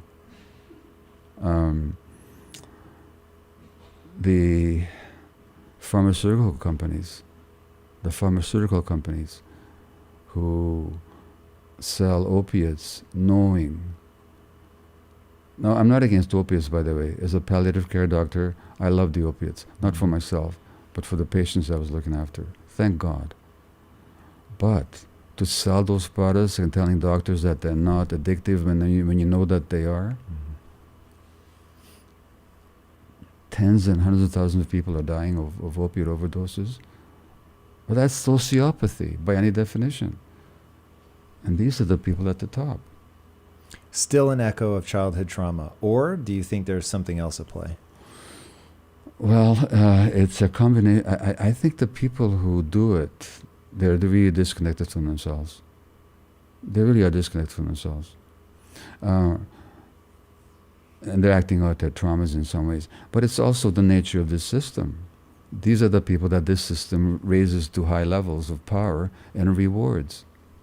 Then there's the political system. Now, I'm not talking about political policy here for a moment, but in the book, in the chapter on trauma and politics, we looked at two opposing candidates, Hillary Clinton and Donald Trump. Now, Trump is one of the world's trauma experts. Bessel van der Kolk said to me, is a poster boy for trauma. The grandiosity, the denial of reality, the genuine inability to tell reality from lies, the aggressiveness. Trump said once that that the world is a horrible place. It's dog eat dog. Even your friends want your wife, they want your money, they want your house. And this is your friends. Now, he wasn't making it up. That sense of the world being a horrible place reflected his childhood under a tyrant of a father who demeaned his kids horribly, and a mother who didn't protect them, and one of his brothers drank himself to death. Now, as we know, his niece wrote a book, who knows the family really well, on the trauma that Trump endured and how it manifests in his adult life. Now, I'm not criticizing the guy, I'm not blaming him, I'm not even talking about his specific policies, I'm talking about his personality. Now, that's Trump, okay? Who was he running against? So, let me tell you this story. You probably read it, but let me tell it to you and give me your opinion. A 4-year-old girl runs into the house to his mother. She's upset because neighborhood children are bullying her. And the mother says, there's no room for cards in this house. Now you get out there and deal with it. What's the message to that child? At 4 years old, Yeah. at 4 years old, how would that be read? That you're on your own, kid. Yeah, you suck it up. And don't be vulnerable in this house. That story was told at Hillary Clinton's nomination celebration at the Democratic convention in 2016. And it was told as an example of wonderful parenting. That same election campaign, when Hillary developed pneumonia, what did she do with it? Do you remember? Nothing, right? She didn't tell anybody. Yeah. She collapsed in the street. She sucked it up. And she put up, of course, with the philandering of her husband all those years, blaming herself for not meeting his needs. Typical trauma response. What I'm saying is that the American public had the choice between two traumatized people. They chose the more traumatized one. The more traumatized. Yeah. That's the one they chose. There were all kinds of reasons for that. Again, I'm not talking about policy, foreign or domestic. I'm talking about personalities here. These are the people that we elevate to high public level. And they carry their traumas with them. Inevitably, those traumas show up in their politics. Okay, so society, healing, making things better. I know that you consider yourself hopeful, as do I. I am worried. We were talking about this before we started recording. Yeah. There is, my audience is going to get tired of hearing me say this, but there is a Chinese curse, proverb. Not May sure you live in which- interesting times. Correct. Yeah. And I would say right about now. It's very interesting. Very interesting times. Yeah, So yeah. how do we, and I think you've even said that there's going to be a period of deep unpleasantness, but that long term, you're optimistic. And walk me through, one, is why are you optimistic? I am too, but I'm just curious what drives your optimism. And then how do we make sure we end up on the optimistic side? Well, look, first of all, to speak personally, the imprint on me of being an infant under conditions of genocide and war, and under conditions of a mother who was really stressed and terrorized, and grief-struck because her parents were killed in Auschwitz. And then who gives me up to a total stranger when I'm a year old to save my life. I remember that story. Yeah. Was that this is a bad world, that I'm on my own, that nothing's ever going to work out for me. And so even when I was successful as a physician, and even as a writer and so on, my innate belief was, I'm basically screwed. Now, I don't feel that way anymore. So... Do you remember when that changed? Sorry? Like, I'm trying to figure out when that changed. So what was the work that you were doing? Because we have the thumbnail sketch. Yeah. We understand we have to stop repressing our emotions, let them get reattached to ourselves. Yeah. But like, if it were that easy, then everybody'd be cured at the end of this podcast, which of course they won't be. It's not that easy, no. So in the work that you were doing on yourself, were there a string of breakthroughs? There were a string of breakthroughs. It wasn't like one big epiphany. It was the gradual work over time. Do you remember any of the key moments? A lot of it happened in my relationship. I'm married to somebody who, in my first chapter, I say that, my problem is that my wife understands me, and she does all too well, but she loved me anyway. So, and wanting to be in that relationship, I had to grow up. Because at a certain point, she wasn't willing to live with the child anymore. So we grew together. I would say that was the basic ground of my development. But getting therapy, learning to know my own patterns and where they came from, and learning to get some agency over them was very important for me. What I observed as a physician, as a clinician, as a healer, was huge founts of information for me. And learning about because you start to understand the patterns of human behavior? Yeah, I started to understand human beings. Sometimes I took antidepressants. That helped temporarily. By lifting the cloud, letting you feel something different. So I could feel more clearly. In fact, again, I'm not an advocate for the massive and I think horrendously overdone use of medications, but I can tell you that the first time I took antidepressant, after a few days I said, you mean people can feel like this normally? So when that cloud is lifted, I could see a bit more clearly now, a lot more clearly actually. Coming to terms with my ADHD and understanding the patterns, not as an inherited disease, but as an adaptive response, really helped as well. Ooh, interesting. So wait. I'm not surprised. So everything comes back to trauma. So how is ADHD an adaptive response to a situation? Okay. So picture me, as I was at first year of my life. My father's in forced labor. My mother doesn't know if he's dead or alive.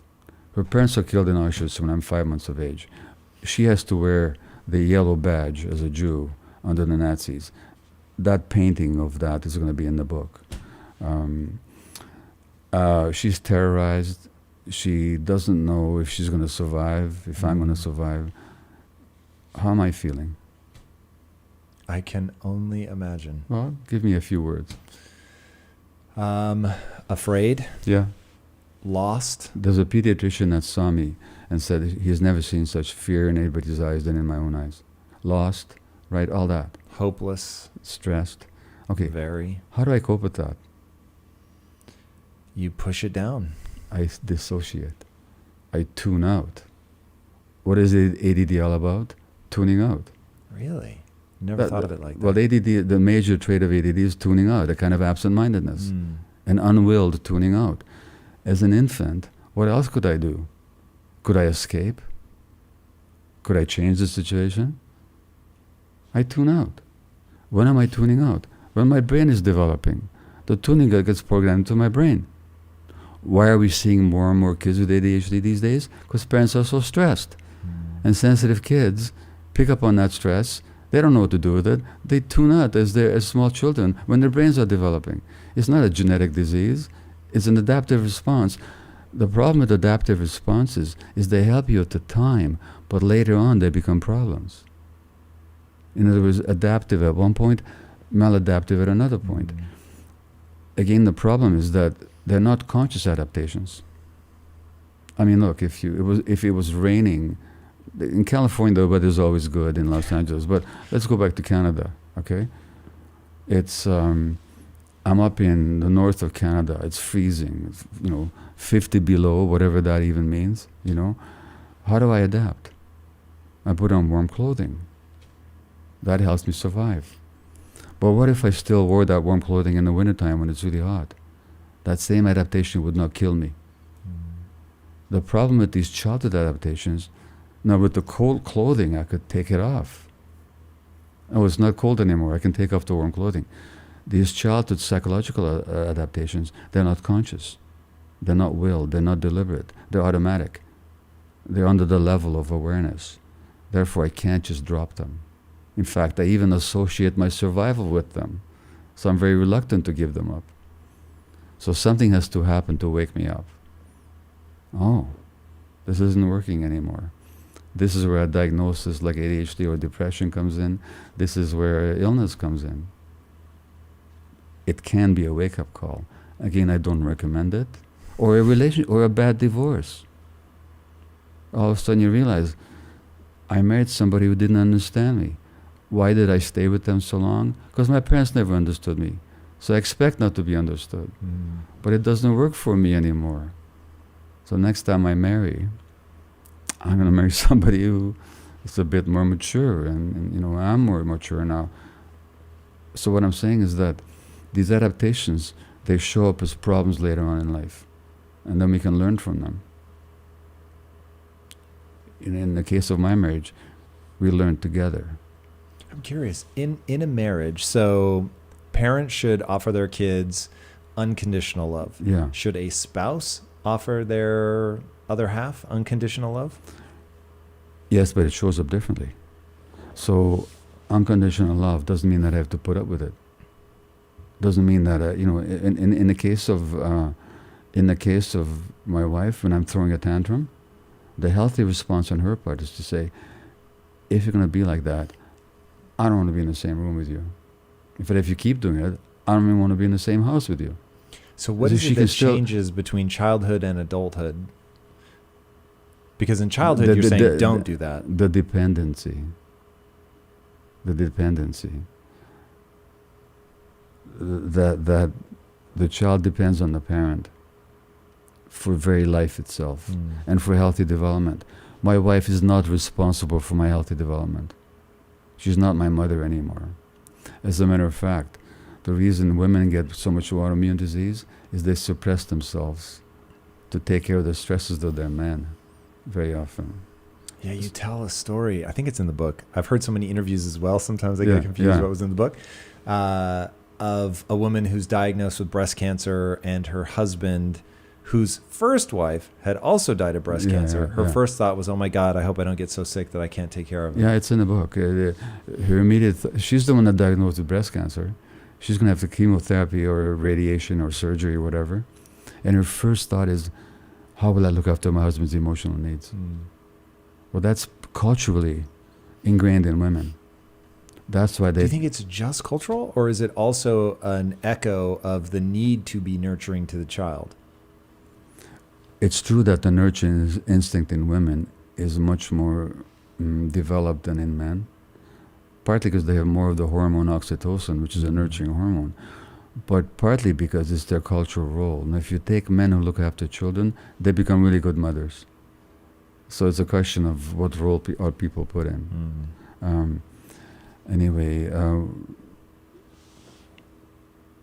so, I forgot what we were talking about. Right before that last saying, you were explaining the difference between the dependencies of a child.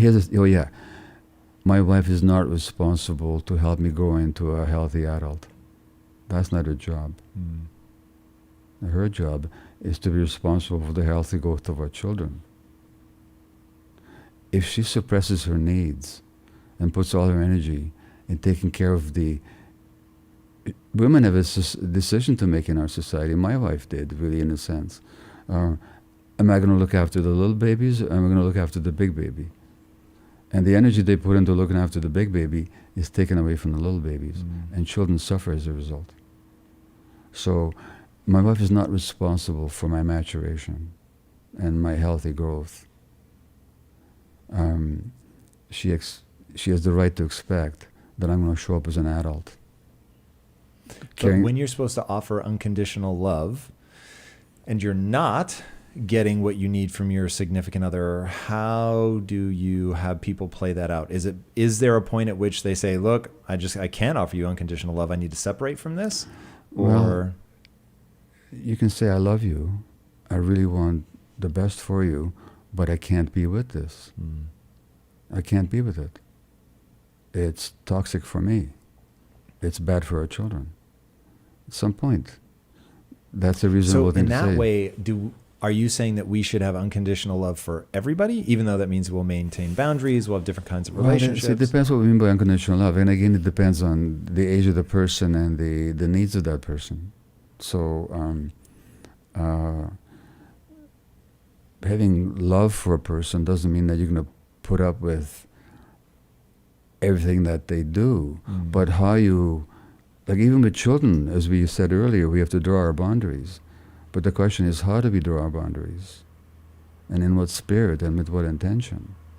That's interesting. That's so complicated and makes me despair because it's so hard, but I think you're right. The spirit in which you make the intention. So for instance, my wife and I would never have said that I love her unconditionally just because that doesn't feel true, in that I have specifically given her conditions and said, if you were unfaithful to me, that would be the end of the marriage. That would be the end of my marriage too. For sure. Yeah. So, but the spirit in which I make that is not meant to be a threat or anything like that. No. It's just clarity. What you're actually saying is, honey, my relationship with you is so important that I can't bear to share that with somebody else on that intimate basis. Because my capacity to be intimate with you would really suffer if I had to wonder whether you're choosing somebody else instead of me. That's a perfectly normal, healthy statement to make to an adult partner. It's an expression of love, actually. Help me understand that. Well, how's that an expression of love? Because you really want her. You're helping them be successful. You really want that. You really want that person in your life. You're saying, I really want you in my life, fully. And there's no room for that in that. You can have all kinds of friends, and I hope you're independent and you have a life that's not all bound up with my own, and I want you to have your own activities and find your own meaning and have your own friends and have your own activities. But in terms of intimate relationships, I can't handle sharing that with somebody else. That's an expression of love. There's so much depth and nuance to the human mind, to the human experience. Yeah. Do you at all worry that we as a society will not be that? Here's my thesis. We didn't intentionally get it right 1,000 years ago or 10,000 years ago. Yeah. It was just, that was the nature of what we had access to. That's right. And to sort of co-opt Chris Rock's statement, you're only as faithful as your options, which I totally disagree with. But but culturally, like when you take it en masse, it does feel like a lot of the sort of sickness things are us solving like these minor annoyances that end up snowballing into becoming deep problems. Like at first it's just like, hey, we want to be able to control the food supply so we don't starve to death. Amazing. Then it's like, well, we can already do that. Now I want to make sure that the food that I'm storing tastes good. And then it's like, whoa, well, if I can do that, then I want to be able to sell it. And if I want to sell it, I want to sell more of it. Now that I want to sell more of it, I want to make sure that it tastes really good and gets into that addictive quality that you're talking about. And look, not everybody does it. Obviously, from a food perspective, that was the whole reason that my partners and I got into food in the first place, was we wanted to make junk food good for you. And so using things I explain that. How do you mean junk food good for you? So if it's good for you, it's not junk food. Well, so to your point, this depends on how we define junk food. So I'll define the way that we looked at it is things that you grew up as like craving, wanting, whether it was chips. So we made protein chips. Now, the great thing about protein chips is they naturally kill your hunger. So you're only going to eat so many of them and then they stop being fun. enough. So doing things like that. But anyway, I don't want to get lost in that. But so I worry that this isn't a bell that can't be unrung. Well, but let's go back to what we were talking about, intention. Your intention wasn't purely to make a profit. Your intention was also to serve people while making a profit. That's a very different intention than my only purpose is to make a lot of money, at no matter what cost.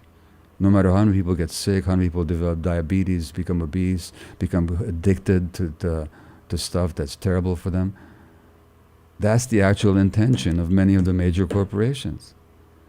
Now, that wasn't your intention. So I'm talking about intention. But how do we scale that? That's my punchline. How do we scale it? What do you mean by that? So I could have retired and never worked again, but I really want to help people get to, I wouldn't use your language. The word I always use is a growth mindset. I want people to have a growth mindset. Okay. But I think secretly we sort of have a very similar aim, which is we want people to thrive.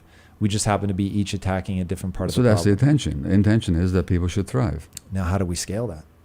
How do we get everybody? You know what? I'm not a business person. What do you mean by scale? How do we get sorry. I don't mean it from a business perspective. On a massive level? Yeah. So if we have a sick society, which I'm with you, or a sick culture, I'm with you, how do we get a culture like, I mean, we're recording this as there is a war going on the borders of Europe. So it does make me feel like there's just a nature to humans and it repeats. I think we're going to have to challenge who's in control, for one thing. At some point, we're going to have to challenge that on some level. This is not a book about, we do touch upon politics and the trauma that's manifested in politics. But I hope the answer isn't politics. I hope the answer is... But this book is not a political manifesto. Agreed. You know? But I think people have to start thinking about what I'm talking about on a large scale, rather than just how do I make my life better? How do we make society better? In other words, how can we think with the mutual need as our intention and our commonality as intention, rather than just my personal aggrandizement? I think that shift is going to have to happen for survival, number one. In terms of what you say about wars and so on, well, in any war, if you examine them closely, including this one, there are always conflicting interests and power interests and so on. I don't think I'd want to get into the politics of this war and what I think about it, but it's not just an expression of human nature. It's an expression of political systems clashing with each other for very selfish reasons. That's what I see happening, and I see that in just about every war. You know, so is it in our nature to be aggressive and cruel? It's certainly our potential to be that way. But you know, here's what I see.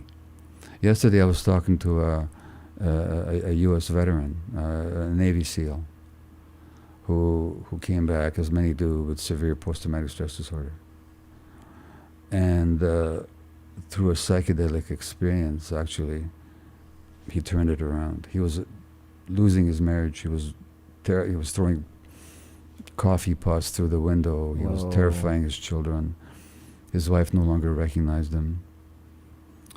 And then he had this experience, and he rediscovered his true nature, which was loving and nurturing and so on. And now he's that way towards the world. He would never go back and do the things again that he did then. You know? So even during COVID, you say human nature. Well, in the book I make this point. Alfie Kohn, who's a educator and a writer, he says, when somebody behaves selfishly, we say, well, that's just human nature. How about when somebody behaves generously? We never say, well, that's just human nature. But it is. And so, at least in the early days of COVID, the more stressed we got and the more overwhelmed we got by the crisis, the more the divisions and the rancor showed up in so many, on both sides. But what did we see in the beginning? We saw a lot of people cooperating, collaborating, being kind to each other, being communal, celebrating the healthcare workers, you know, supporting one another, that's in our potential as well. So why should we settle for the worst versions of ourselves and not say that's us? It isn't. Actually, most people want peace. They don't want war. People usually have to be manipulated into war, which they are very often. You know, so what's our nature? That's why I'm optimistic. I think it's in us. What do you think social media is? It's an engine of envy. It's making you continually aware of what other people have and what you don't have.